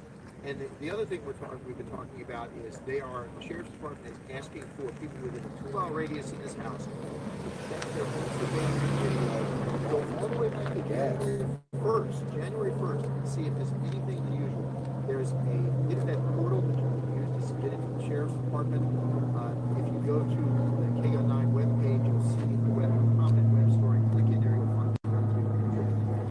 Also interesting, late this afternoon, we got the Pima County Sheriff's Department email, kind of their update that they give us each day. Said that they acknowledge that investigators have recovered several items, including those black gloves. They've been sent off for analysis.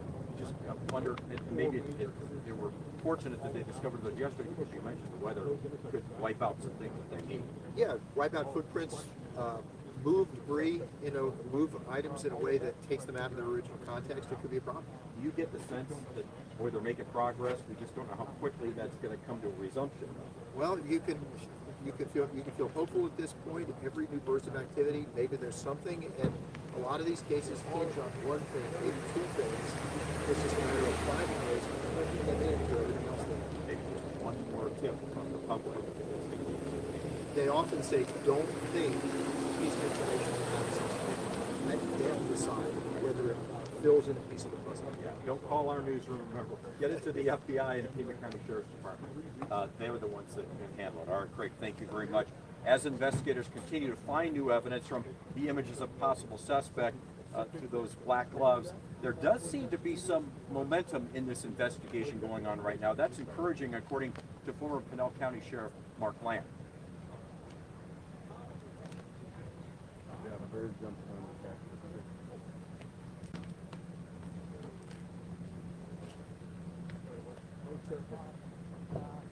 Nanos.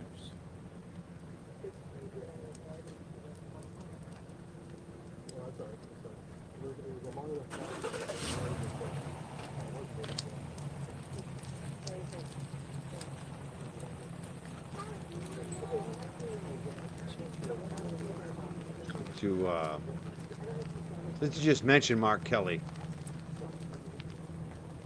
County Sheriff Nanos yesterday about this was the last update I got. So, I think, the information that's available through the, media is a little bit more up to date. But, yesterday he told me that they're doing everything they possibly can. I mean, he's got a couple hundred agents, investigators on this. They're coordinating well with the FBI. We're in 11 days.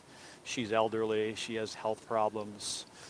Gabby and I, we live there in Tucson. We live, pretty close by, probably about 5 miles away. And we're praying for, for Savannah's mom, for Nancy Guthrie. I spoke to the Pima County Sheriff Nanos yesterday about this was the last update I got. So, I think, the information that's available through the, media is a little bit more up to date. But, yesterday he told me that they're doing everything they possibly can. I mean, he's got a couple hundred agents, investigators on this. They're coordinating well with the FBI. We're in 11 days. She's elderly. She has health problems. Gabby and I, we live there in Tucson. We live, pretty close by, probably about 5 miles away. And we're praying for, for Savannah's mom, for Nancy Guthrie. I spoke to the Pima County Sheriff Nanos yesterday about this was the last update I got. So, I think, the information that's available through the, media is a little bit more up to date. But, yesterday he told me that they're doing everything they possibly can. I mean, he's got a couple hundred agents, investigators on this. They're coordinating well with the FBI. We're in 11 days. She's elderly. She has health problems. Gabby and I, we live there in Tucson. We live, pretty close by, probably about 5 miles away. And we're praying for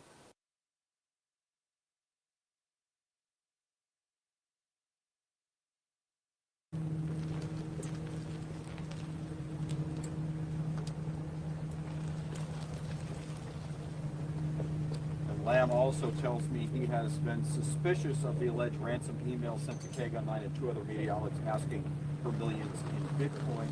Lamb also says the person in the video looked amateurish to him. But we now know a better description, 5'9" to 5'10", medium build, and of course that backpack sold at Walmart. So Conchetta, that's the latest we have from here at the scene as the investigation continues. And as we've been talking about, you get a real sense that they're making progress. We just don't know how close that means they are to a conclusion of this.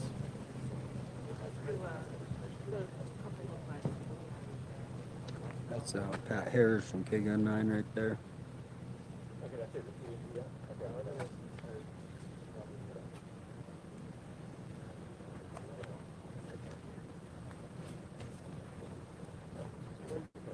Thank you, Ron. Do you have any more? I hate to say this, but thank you. Every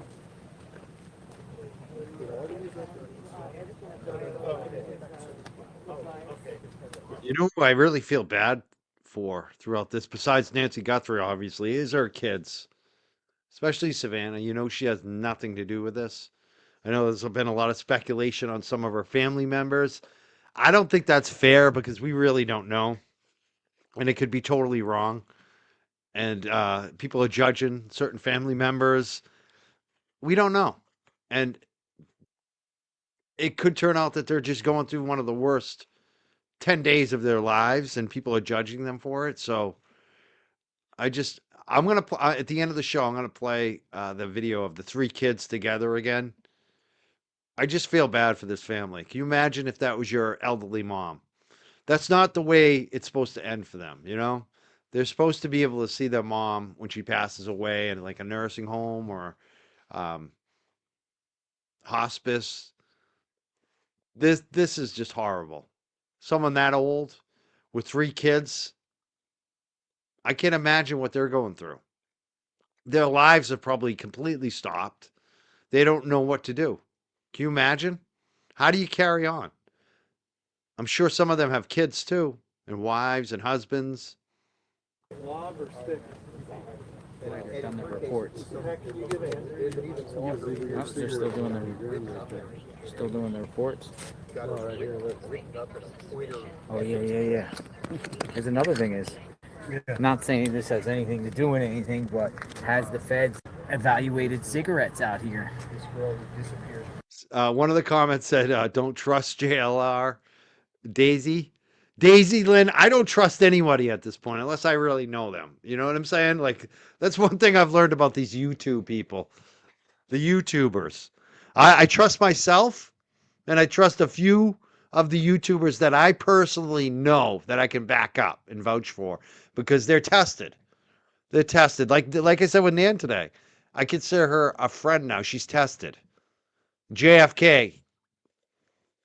Brian from LTL. That's who I trust. My circle is very small. Trust me. You don't have to warn me. You don't have to warn me. I can have a laugh, though. I can laugh along with him, and I can appreciate that he's doing this so that we can stream it. But please, you don't have to worry about me. I've been burned too many times. I mean, this is probably 100. At the time here, go around at cigarette butts all over the ground. Did the killer smoke a cigarette before they did this? Sometimes people smoke cigarettes to calm their nerves. If it was Get courage. people, they could have been out here smoking cigarettes. That's I think it's a menthol. I look at the menthol. Smoking cigarettes out here.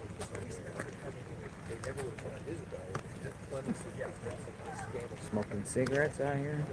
Oh, look, he's going up. He's going up. Oh, he's another one's going on the property. Look at this. He's going up. Look at this. He's going up. Another one is going onto the property. He's going up again. What the heck is going on? Look at this. Where's Nanos? Dude, where's Nanos? Dude, there's people walking all over the crime scene. Oh, my God. Holy smokes.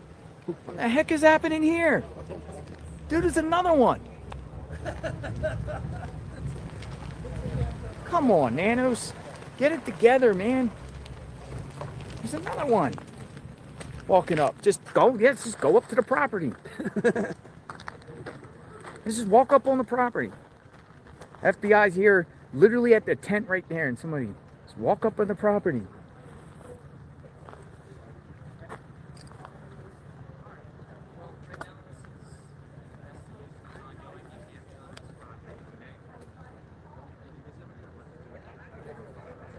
The heck? Literally. Is this insane or what? She's going on. He's telling her you can't walk on the property. She's coming up. Entryway, and Nanos Sheriff's Department here, they are doing a good job, but there's no tape, so people just keep walking. Clip up. this and share this on X, please. Folks, clip this and share this on X. Literally, this is the second time in an hour that someone has walked onto the property. It's a crime scene. We had the Amazon driver, and now this. Look, he's telling her it's private property. I mean, that's literally where the suspect walked to get to the, you know. No! If you take my picture, I'm suing you. I'm suing you. Do it. It has nothing to do with anything, okay?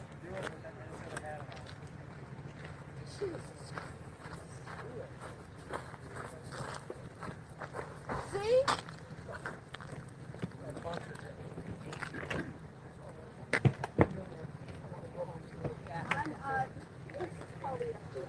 All it was my car was the car parked on the Enton. That's all it was. It's nothing. I just didn't want them to have a friggin' false lead. You do anything with me, and I will get you. And we have the money to do it. Stop taking a picture of me. You know that was an investigation, ma'am? No, nothing to do with it. No, I didn't. I just wanted to tell him one thing, okay? Oh, I was just asking a question. Oh.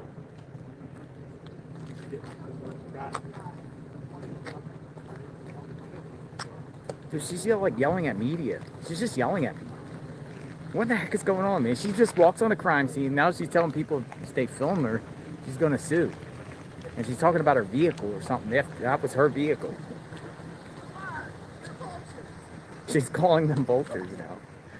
She didn't look me in the eye at all, thank God. I don't want to be part of the story here. I'm filming and documenting. Whoa, that's crazy.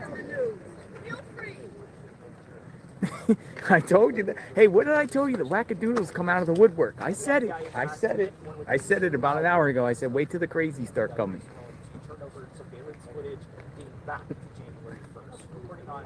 Now our dog's using the bathroom on Nancy's property. That was crazy. Escalante. Escalante. Clip that. Clip that. Share it on X. You think I'd get it by day 12.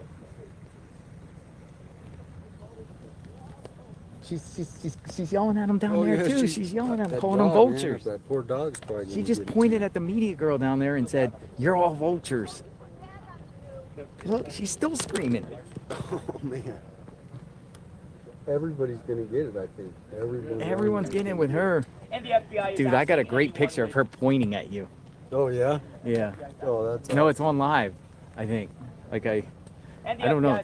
Anyone who lives with I asked a valid I question. got her pointing at you. Yeah. Like she's looking at you and you're just filming her. It's a good photo. It's a good photo of her pointing at you. Well, she walks onto a scene and then, you Go know. clip this. Where is this one? I don't know where we're at. Somebody clip that where she's pointing at 857 Tucson. Tag me on at JLR Investigates with that photo because it's a good photo, man. You're just sitting there with your camera and she's like turning around and she's pointing at you. She was fired up. She was fired up, man. Wow. All right. Well, that was the first official. And the FBI is asking anyone who lives within Crazy. a 2-mile radius of Nancy Guthrie's home to turn over surveillance footage dating back to January 1st. Reporting on Camino Escalante and Camino Mirabal, I'm your Foot Coast reporter for KGUN 9, Chris Smith.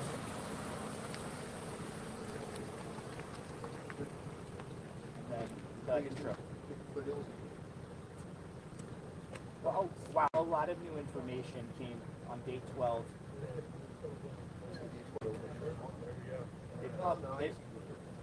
Alright, yeah, I think that's why I phrased it enough.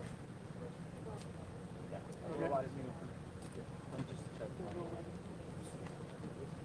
out on day 12. I got what you want to do with the Amazon. Nice.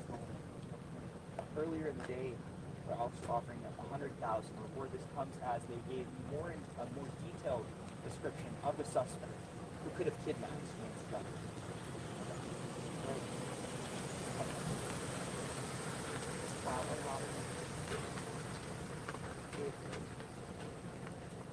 Well, wow, a lot of new information came out, and a lot of new information came out on day 12 of Nancy Guthrie's disappearance. Earlier in the day, Craig, was it the FBI who had a tent up, or just They weren't here when I was here. The foot search was definitely good. I'll say it for you. Well, wow, a lot of new information. Well, wow, a lot of new information came out on day 12 of Nancy Guthrie's disappearance. Earlier in the day, authorities actually had a tent over the entrance to her house. On this day, they also had 12. They're also offering a tent.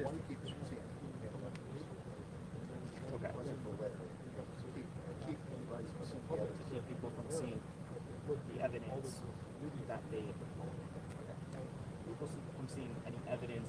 They are also now offering an $100,000 reward. That's up from $50,000. This all comes as they gave.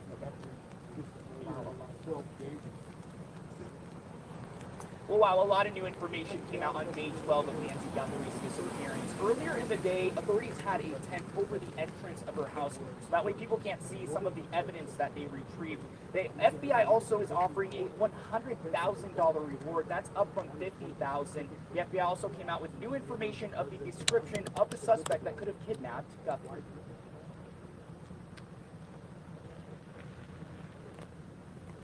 FBI authorities say they have received more than 30,000 since February 1st. One of the things that they're looking for, or they can talk about, is possible right by the area. That is a specific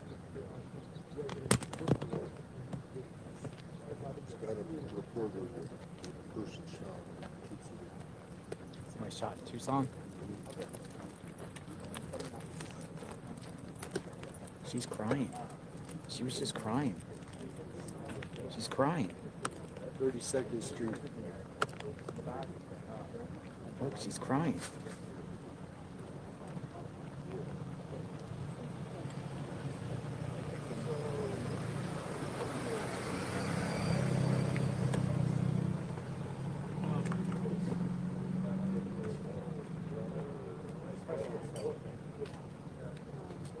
Seeing all those flowers brings it home, huh? Definitely affected the community. She's walked up and started crying. That's sad. I wonder if she knows her. That's sad. She might be a neighbor. And she just touched a flower. That's sad.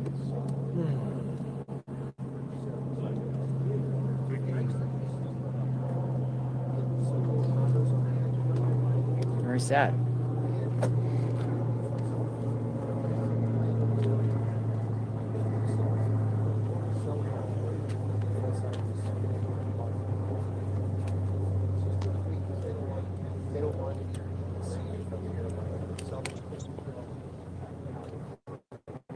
This part here.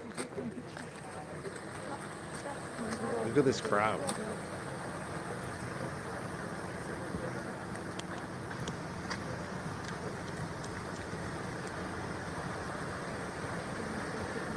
A lot of the neighbors are very upset. You can see it.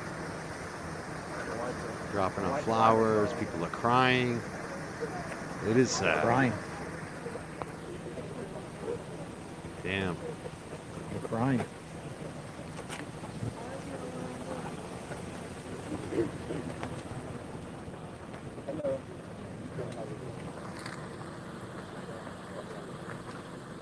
Good night, sugar.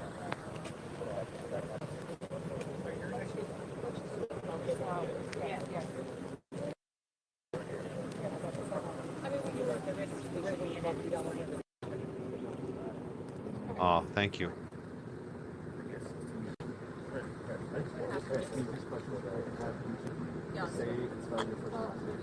Catherine, C-A-T-H-E-R-I-N-E. Trap, T-R-A-I-O. Georgia.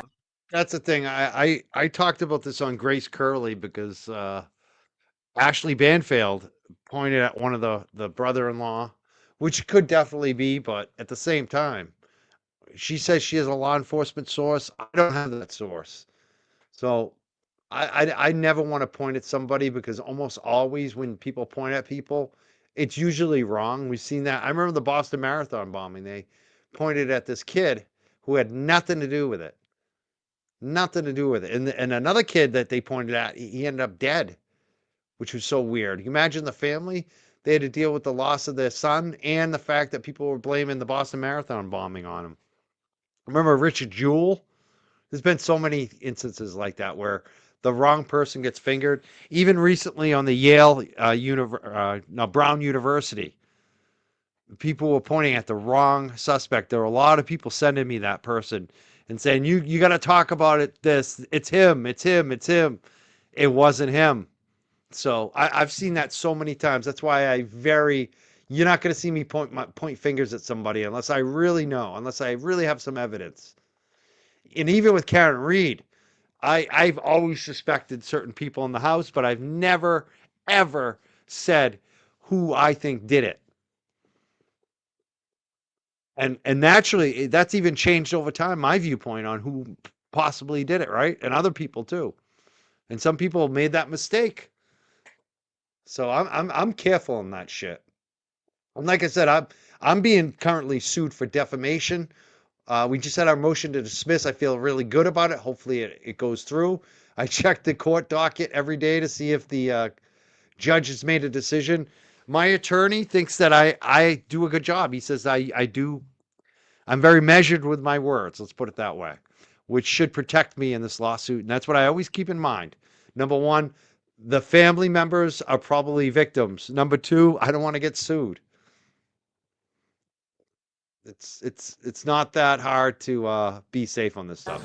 That's why I've never been sued until now. Sandra, Sandra. Thank you for the donation. Parks, Much appreciated. Are you guys local Tucson residents? We're from Chandler. From Chandler? Yes. So just first off, and all these questions, any of you can hop in and answer. Just tell me a little bit about what you guys came out to do here today. We just wanted to offer our condolences, and These are people in the community. How sad is that? Some of these people know the family. Cyril and Payne, if you haven't subscribed, please subscribe. A lot of new people here tonight. If you haven't subscribed to us, please do. Hit all notifications on the bell. You will get a reasonable show here. We try to back it up. We have a lot of attorneys and activists and different types of stakeholders. We are very sometimes politicians too, believe it or not. I seen on the news about the. We've had a lot of retired FBI, a lot of law enforcement on here, retired DEA, a couple of retired state police come on the show.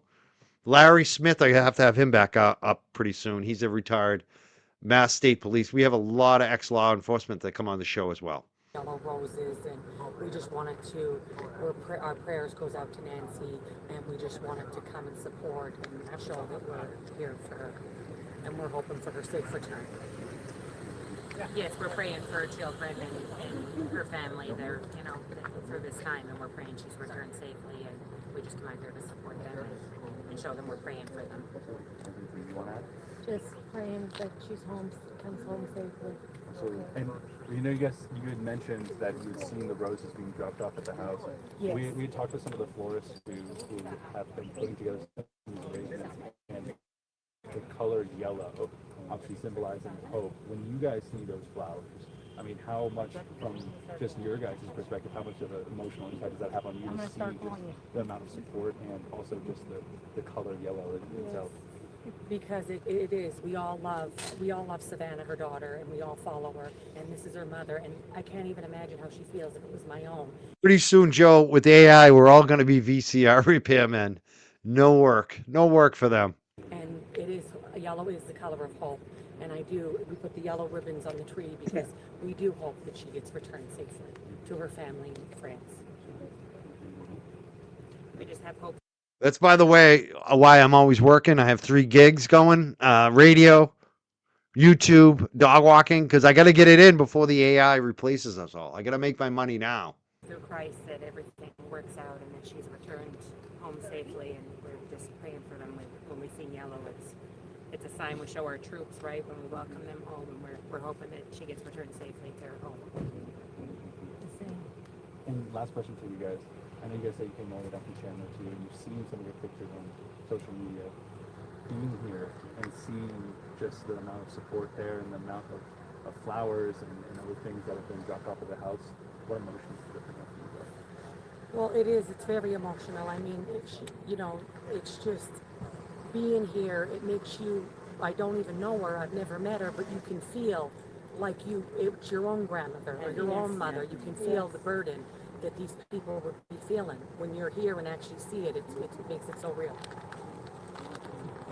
A Tesla truck, a Cyber truck. Thank you very much. Thank you. Very nice talking to you. A cyber truck. I hate those things. They're so ugly.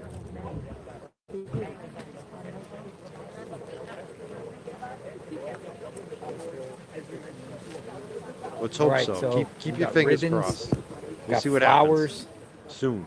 handles. Look at this. This is unreal.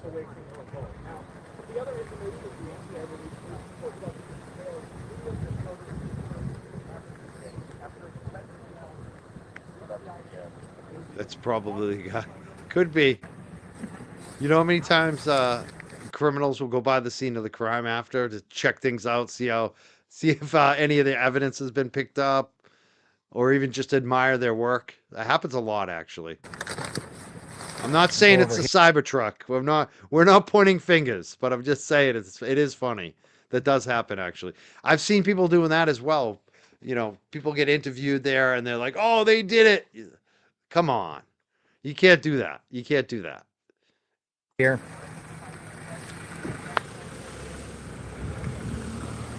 Starting to get dark. Radio YouTube. Yeah, I'm dry. I'm gonna plant the camera here. Dirty pants. I got dirty pants because I'm doing dogs and radio and Continue to YouTube. see what pops up here. People are coming to lay flowers and ribbons and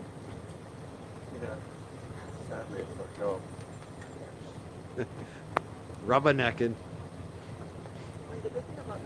I bet you better not be driving by my house, Joe Biffle.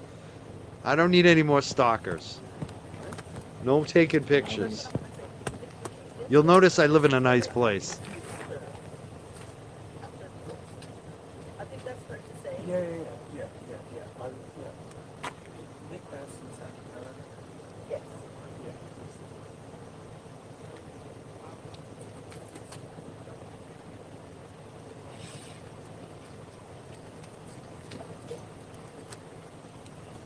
All right, I think I'm going to stop it there. There's a little more, but if you want to watch the rest, you can catch it on JLR's channel. Speaking of, the drive-bys, I've noticed people are so caught up and infatuated with us. They post where I live up on online, and it's not even my place. It's like my neighbor's place. Like, you notice I live in a nice neighborhood. That's what you've noticed, right? Check out the view of the river and the ocean. Check out where I live. It's like it's what happens when you work hard. You end up living in a nice neighborhood with nice people. Stop posting my neighbor's house, you weirdos. You freaks. I know you're jealous. I know you're jealous of my 2 balconies and my stone terrace and the view that I have. I know. It sucks. It sucks. All right, the last thing I'm going to play, I just want to play this family again because, again, this is what I think about a lot, is this family, this poor friggin' family. And how everybody is so focused on everything they do or say. They were even criticizing this video and saying, "Oh, it looks scripted." Of course it looks scripted. She's reading from a piece of paper that the FBI probably typed out for her. I mean, people were pointing at the brother, who definitely has nothing to do with it. He doesn't even live in the area. He flew in for this. He's definitely a stand-up guy. They were giving shit to the brother, who nobody has pointed a finger at.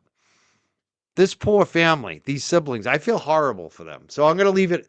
This is what we're going to leave it on tonight, is this. And I'm going to say, Looks like there are some other shows. I believe LTL is live right now. If you want to go check out LTL, you want to follow up on more of this, he's covering all the live updates as well. Also, I guess JFK is doing a fundraiser for Karen Reed tonight.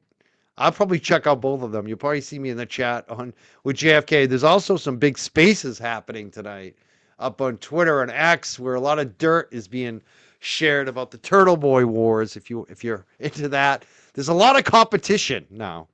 There's a lot of stuff going on. So I'll probably be checking out all those. I'll probably check out LTL.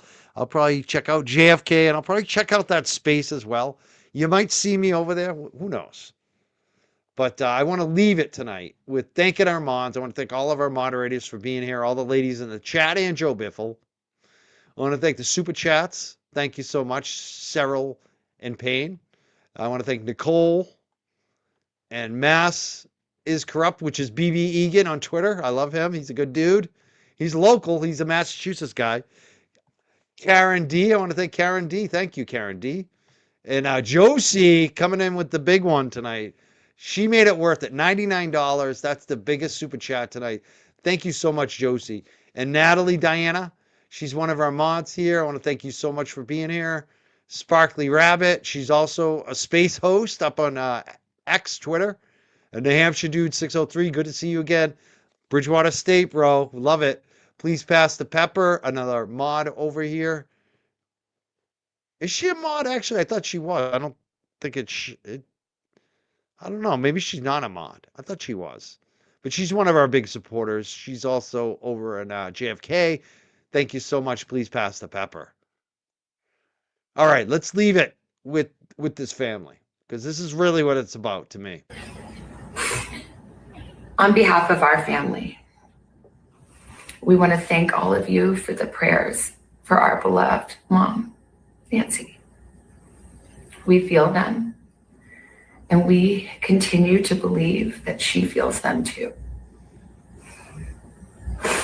Our mom is a kind, faithful, loyal, fiercely loving woman of goodness and light. She is funny, spunky, and clever.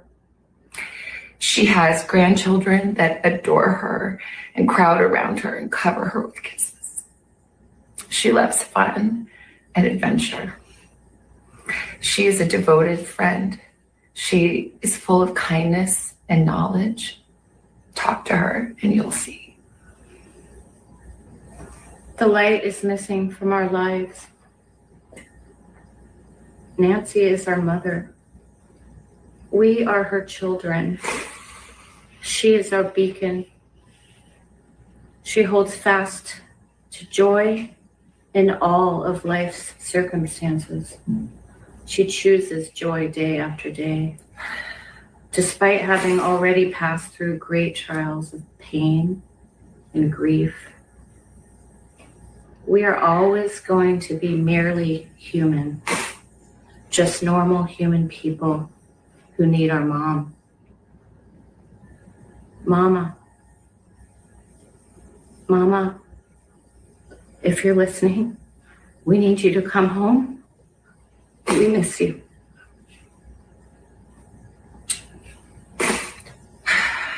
Our mom is our heart and our home. She is 84 years old. Her health, her heart is fragile.